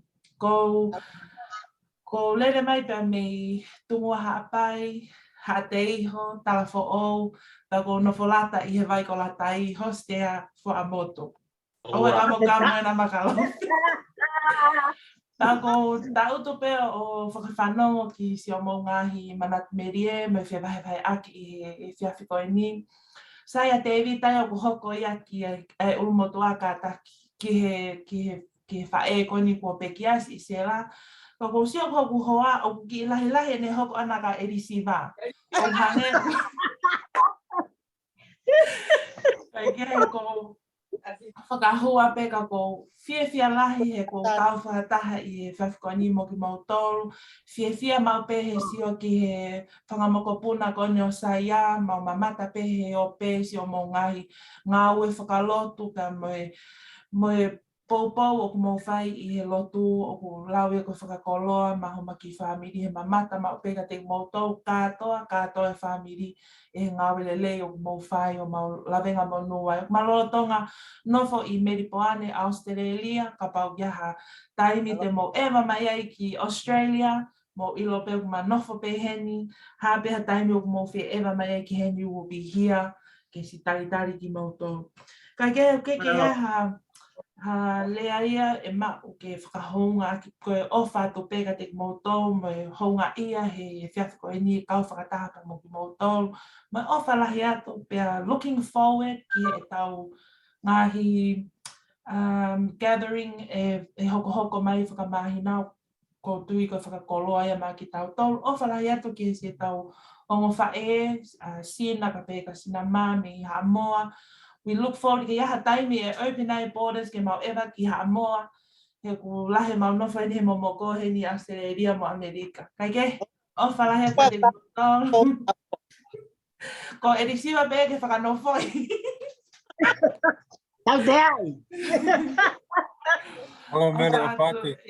Ofa atu ulmotu a be ka Sephora, ofa ka te koe pe me tutupo mo whai, koia pe malo. Malo Pito. Isla lo peti the youngest son of Sina here. Lo peti tuivai. O lo peti go tofia ne fa tohi hake mo vahe fola hake mo say hi ke family, but I'm look forward ke sure ko lo peti. And now alato awia he 2007 ki America. Alato lotonga ala lo peti he ngā wha misnare he ako. Ne lotonga mo uai, but now is a time for lo peti. Osmaria lo peti, ai mono na ki reki. Lo peti and yeah, lo peti, can you introduce yourself with the rest of the family? Hello, family. Lo peti sisita whanaga sina mo poses tu iwai. Ko waki tua gi whai maria gi.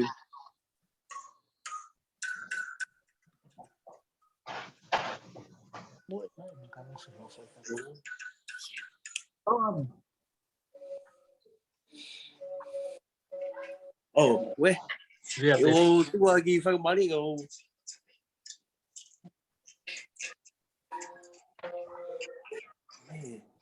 You're on only. Me ape telephone me. It is on. Hi everyone.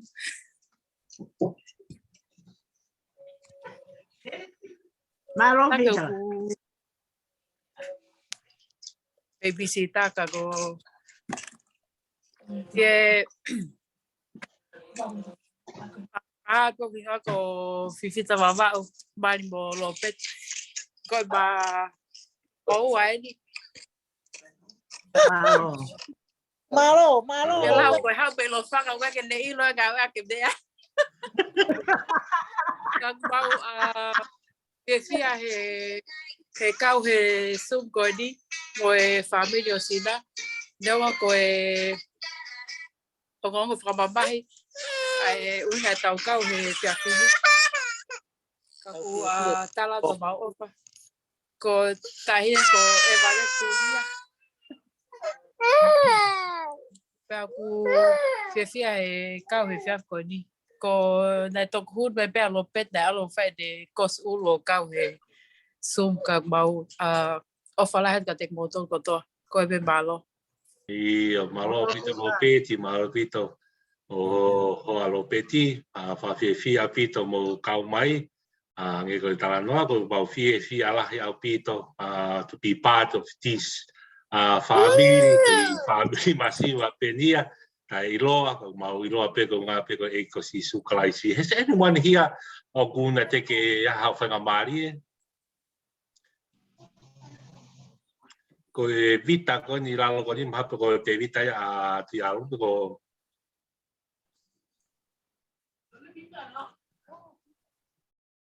Es vida. Io mahape ko tau tui pe ko tau smao ko tau pe sai pe ko te lahi pe tau taimi te lahi pe tau taimi he ka au hange ko tau ta noa ko fotu pe ki he te vita tau motua we have to meet and catch up tau lot fa family tau fio fa family once a month every last week of every month therefore I fotu pe ko sorry pe vita ko fotu pe ka pai whanga maari e ta 29th ai koe tonaki next week ia ke tau hoko ate ki ai ka ke hange ko whamore mōre pena ko te o mua atu o tue pe te mofotu tupe last week ko toa pina e ke whakaukau ke tau te whai lotu au a hau ka koutua enough pe ahoni tau whiunga pe ahoni wai ngai whatongia tau whi mōbou e kina ki ai ka koutua koe whainga maari e ahoni koe koroa ia ai koe tau meet up koe ke mahina e whai e hui ka hau tau kamata ai te ai hui ke whaosi koe mahina hui ka hau hangi ka te au taimne lei pen te vita ka maa sangata paku taimne lei pe au e whiawhi tonaki tau tolu ia i ka Amerika koe whalaite pa taimne lei pen e walu i Amerika pa nima i toina katoa i New Zealand mo e ko tui pe ke tau whanonga ai every last week he manwhi he mahina kotoa pe tau toku wahe ai pe ko hai ngai family ke nau whai e tatak tau tolu he ngai family every month e wahe hange ko mo whakanota noa Rahe a pita whanki whanau he nau rau vesi nau loto he o pe pa mo nau wahe ke nau tataki tau toka ke ko foto pe ke ulu motua tok whai me pe ulu motua mo sangata ko tau ki group family messenger e update ko toa pe ai mea ko toa ai whekawaki mo tau meet up whawhea whawpiri kake family konga whainga maari whaasko ni ko ange mai tangata i whaifkau na sione ko hoa ia o sinama na si ngau e koni hamoa ako ngulea ko na we always save the best for the last e tau kau tau tolu ke tau whai mawhaka maapopo ke tau tolu hiri pe ko ia pa te ulawa te ki vesi ni e ua pa te tau tari lotu kotoa pa tau kere sire wa tau whianga ko ni tau young ones ni osi tau ki ahon ko tui pe ua tau lau e ne maa loloa tau tui tā puaki se tau whi maa tāki mo whakawhie whia hau ko ni maa lo whai whakau whenga maari ulawa kiu. Maho e whiawhkoini. A te whaftai pe mu whamalo kati mu tolu whamili. Hunga ko mu manatu me ka te au. Kobu. Whaftai pe ke e ki ko hunga ko whamaari ulawa kiu. Maho koini. Neongo ku. E ki haku. Maheni pe hamoe. Kaunangai a sela kako. Whaftai pe ke e ki ko hunga koe. Ne omi hawe fine le ka te au ki manofo. Ko spoko ko toko lai ka te au. Pe ko whamaro lai ka ti motolu. Famili ko hunga koe. Tu whai maari me ka te au pe pehe ki ku. Nofo i hamoni neongo ka ke. Nofo mama o pe moe. O fe fine ka ko whaftai pe ke iki ko hunga koe whainga maari ku le tu me ka ti. Tau tolu. O tui ko mea pe ki tau whai ko tau lotu ke iki. Pe tau awe ke iki tau ngahi. Si ma upe ko eki uni hanga toko niki tau tolu. A te whamarola ke whaitikau. O whalahi ka ti motolu o ta penga i family. O whaka ti motolu. Malo apito. Ia malo apito whaitikau. Malo apito. O whaatio. Mau koloa, mau whakamari. Hange koni ko tau wahe ko ni e toki hanga pe te vita ka maa sangat.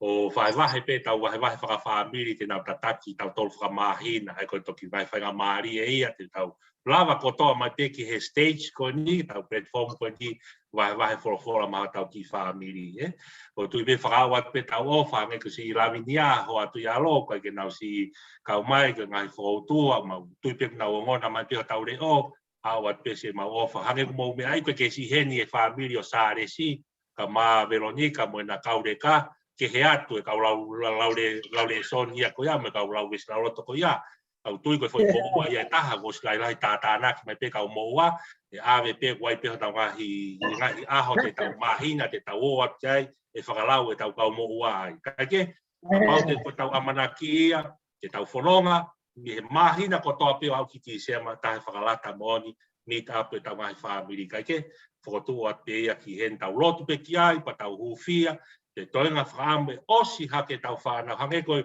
mana tui ko ki tau tolu pe nia. O ku toi whanau ia a sela noa pa mo kuri i tau i tonga kotoa. A pai o me maureo. Kei tō lahi a nau i tonga. Ka mai whanau a mantu whanga. Wai whai whikau ai ko Malakaisi. Ko me Fifita katoa ko Ana. Haiti katoa fufu tawhak maha ko ki peset pe nia ni manoa e tau family ko futoenga lahi taha ia i tonga ko tu unga ku mo Europe mo mai o screen record pe tau feohi a honi ko nga pe ke post e Facebook ka ke na lawa si mamata mai unga e tala te whakao e na ofa ka te na tol mahalo pe ko mahina fe pueri te na sai network ke na lawa kau mai ka tau to te tau to tola ya o tau whanonga i pe every month o tui e tā puaki tau tolu he eiki. Tau hanga dewa ke tau loto te rao te ki himi koe ni, himi tolu ngea walungo kuru, tolu walungoa, tau manatu pe ki ai, ko himi ben tau whakamanatu, ke mo oi puaki he eiki ma tau tolu, mo oi aka fisi a kau. Life is too short, because that's what this hymn is about. Life is too short. All we have to do is to enjoy our life. Be happy with our loved ones and family nowadays.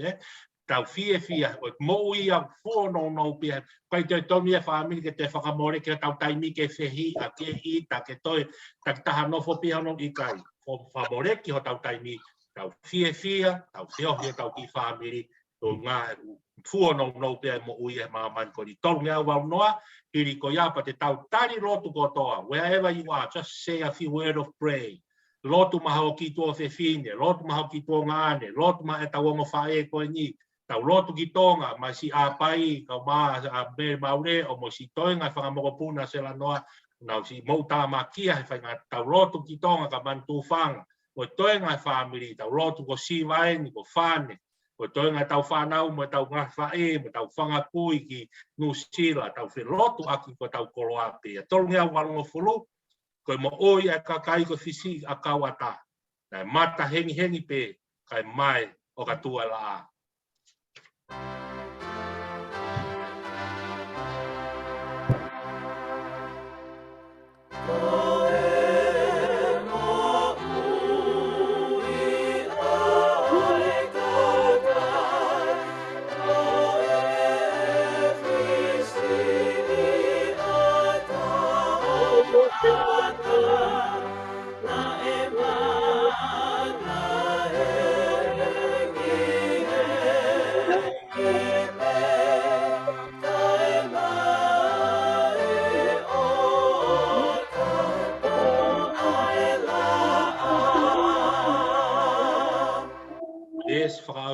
Les frausi, tupu amate ke te hau, ke ave au ki se hetesi.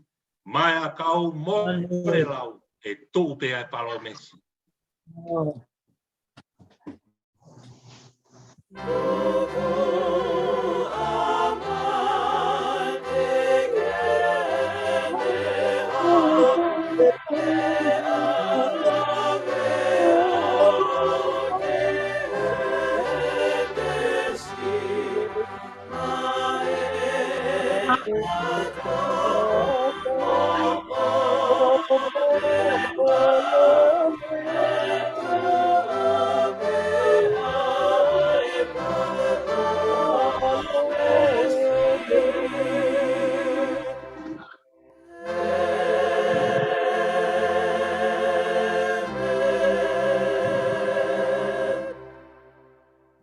lotu pe tari mai tau lotu. Tua mas Malo mau iki. Eke o mau pataha i he kia koen. Io. E no watu au o hiki ho maure o. Mai a koe ni te o tua.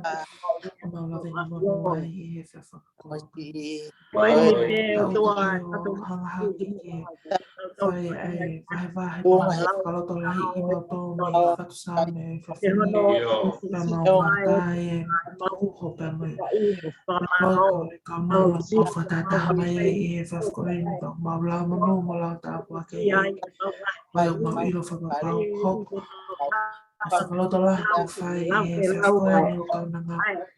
Ko whawamata ki mautou pa whatataha e ki mautou i o e. I whai e mauloto ma whatataha e mai whamiri. I whai e mau whelinia ki pa me mau. Whawai aki i whawhioni. E ki mau whawhita e tu whauko i a koe. Whakawhainga mari e teknolosia. Mau lava ke mau whiha aki whi. Mata whi e si ngai whonga koto peo mau ngai whamiri. Nea o mau ngai tapa ke maman koe me New Zealand, me Amerika. Pepe ki mo te whisi pe mo tuwaru ma whawhita e pe e ki mau iro whapapau.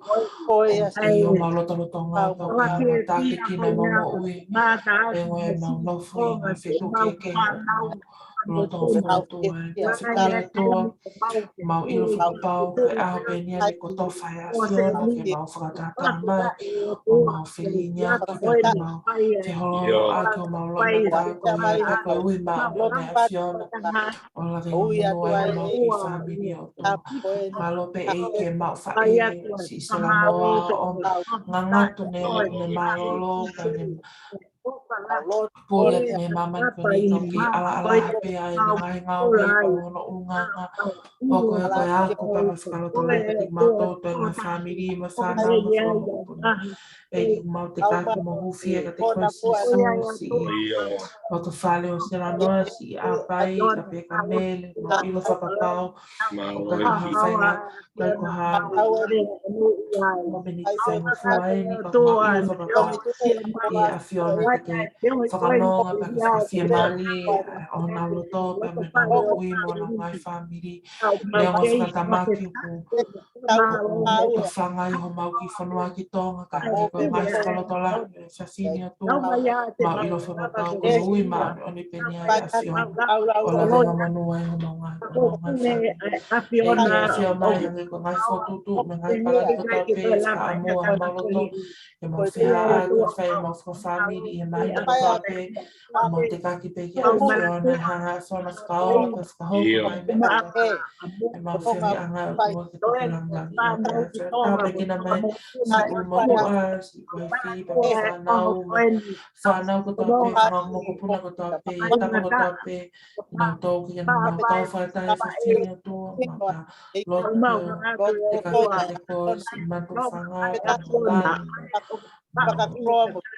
e rea me mo whakatoko ua mo whakatonga ane ko tō pe o tāpa ki ana mo whakamanu i a pake pa pente tai mo whiha aki ai mo matak whiwhia tō tāpe ki nā ki mau tō e ki tō ngai whiwhini mo mai o whatonga ko tō pe tawange langangi a pe a whiona whakete momo ui ke a whiona ko pe ko me ngau e pe a whiona neo ngā mo tata o ko lene ngai me ani hono ko tō pe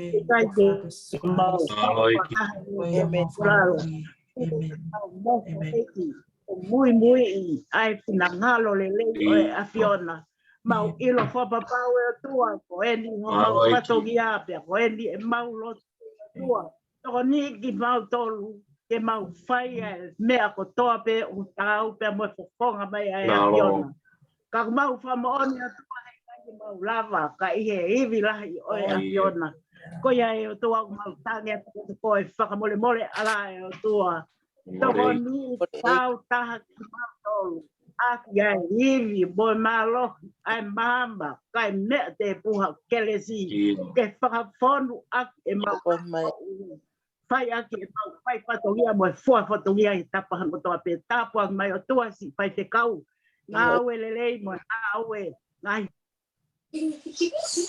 Pai whatongia mo e oko ke ka o mau te kaki mo hapai atu ki a Fiona. Whaka mole ala e o tua whai tāpu e ki mai e a Fiona mo ke whamanu ia. A ke taularo e o tua koni mai a ka tengi mau tolu si. O mo tua ka umai toenga e whamiri hono ko toa peo a sia si mau whanau me whakamokopuna. O tua e mau hapai ko toa atu pe, ko toa atu pe mau tolu. O ku pua e mau unga atu e tua. Iho malu ko malu ko malu malu hao malu foi whakamu. Ke a vita lalo, pari tua pari loto, tau loto kolo.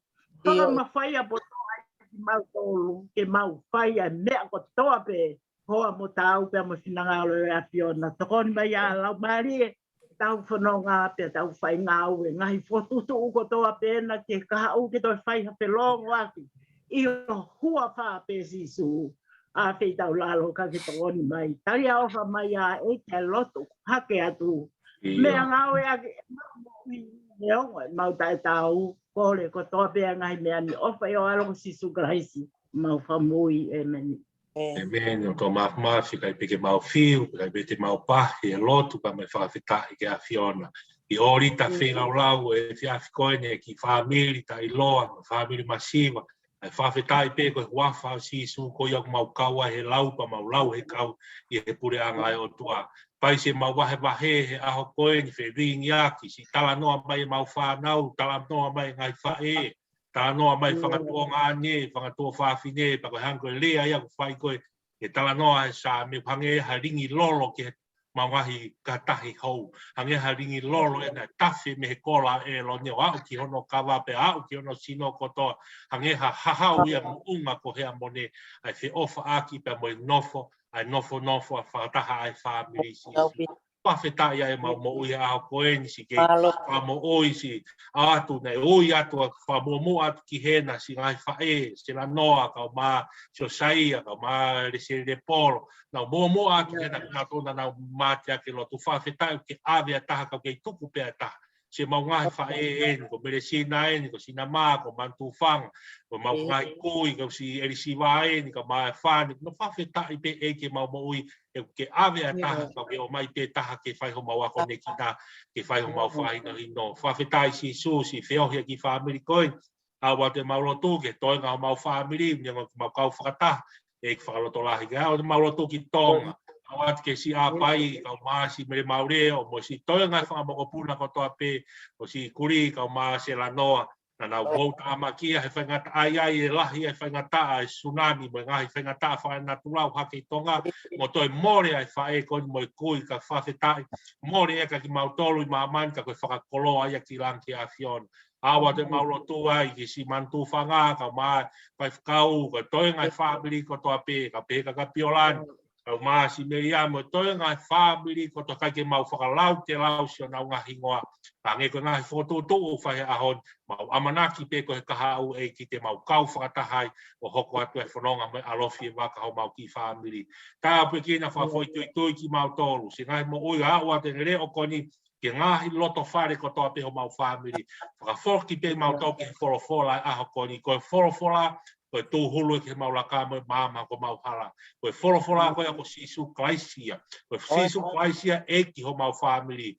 Tuiki ai, moiki ai, whanonga ai, mau amanaki ai, ke mau e mo i tangata. Tāpe kina whawhoi tui ki mau tolu, ka mai whamiri ki tonga, ka mai ngai palani me ngai whotutu, hanganaki me kau ke toi hoko atu, e mau whiohi whawhamiri e langi ia te a Fiona. Koe mau lotu e mau hu, wawhau sisu klaisi ka ko mau he kaike ngalo e mau lotu, mau tui koe whangamarien e, mau i mau manatu hake koe te wene tau a fitu ngofulu ma tolu a meresina hoko mai he sapate. Whainga maari e penge mau rea hei koe mau lotu katoa whakafonga e whamiri ko toa pe happy birthday ke whae koni mo mau lotu tawange te oange hangahi tau, oange hangahi aho, mau ke imonu ia pek mau tolu ke heni e whae, ke ongo na mai pere o whae ka mau tau tāpe ki na hau kaunanga koe whae, koe koi, eki tāpe ki na pawhamonu ia. Hulu atu e ngū e ni koe ngū whatoi tāpe no ke wholofola lotu ia ke toi holo ato no ngō walungo fulu, hiwango fulu ko ngā peke mau e whanga maari o e mo ui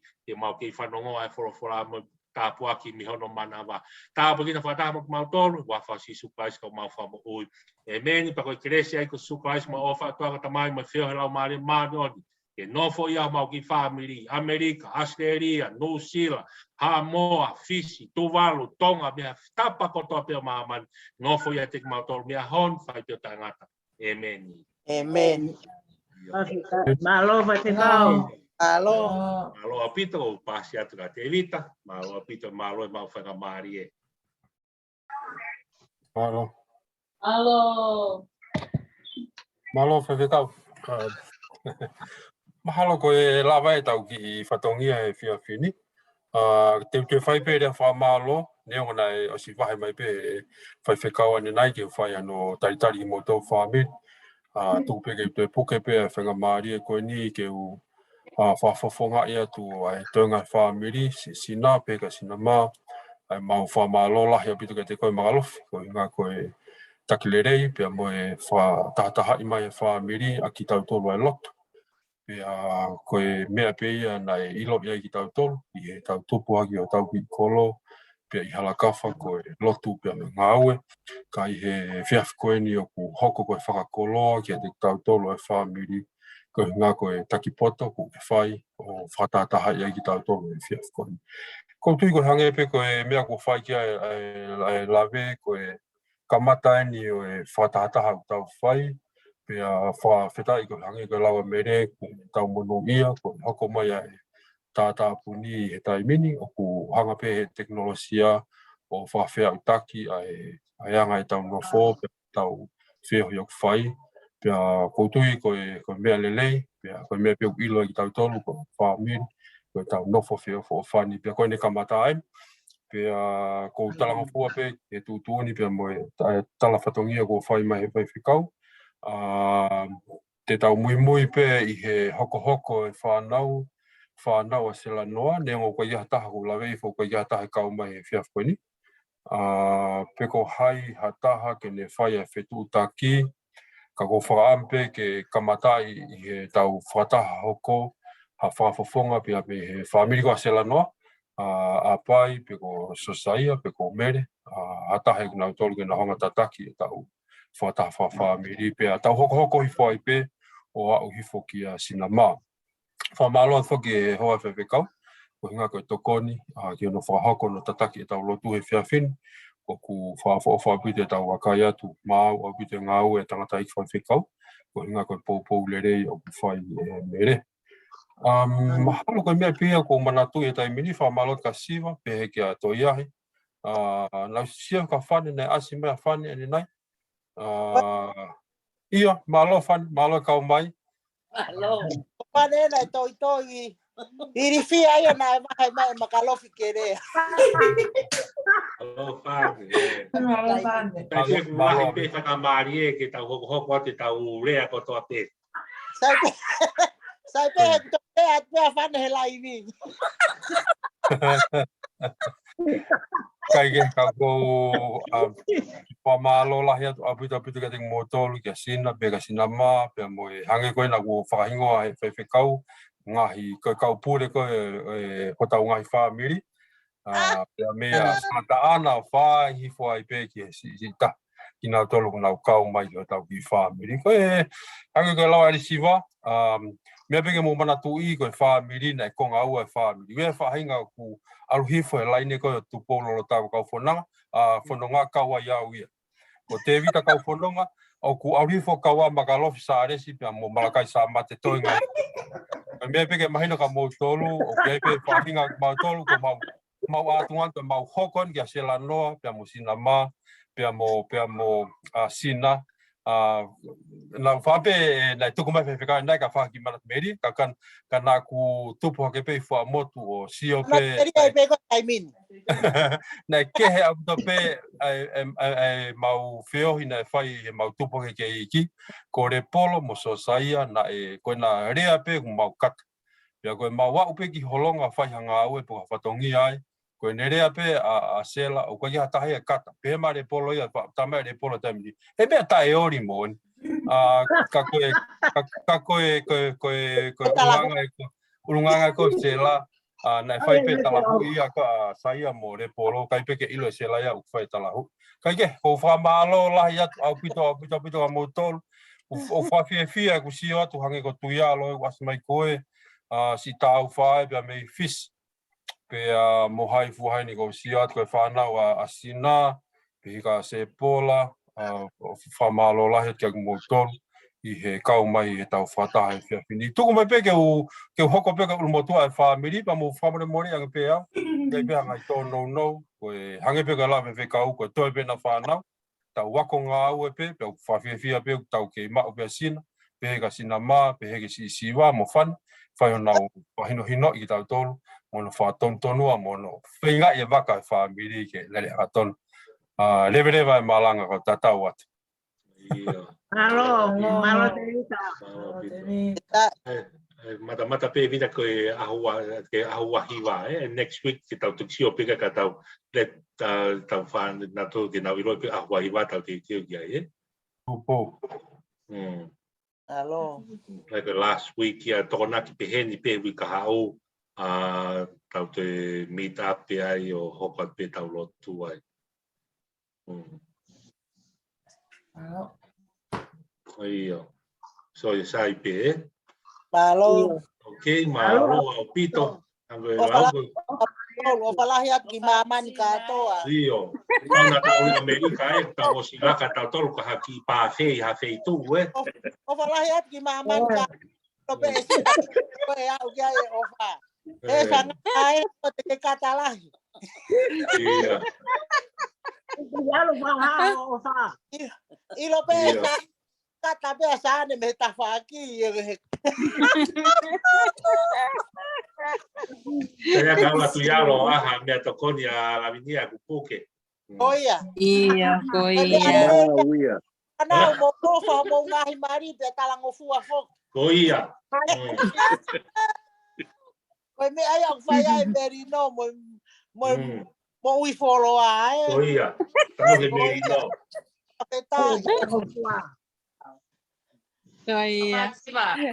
O fatu.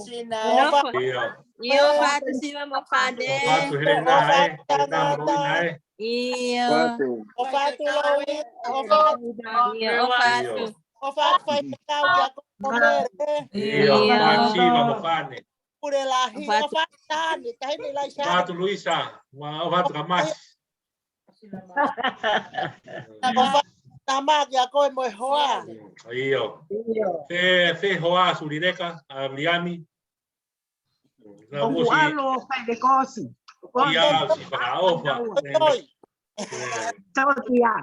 Ciao dia. Iya, o fatu malo apito. Malo, o palaya tu o fatu sina tau tok felo mo.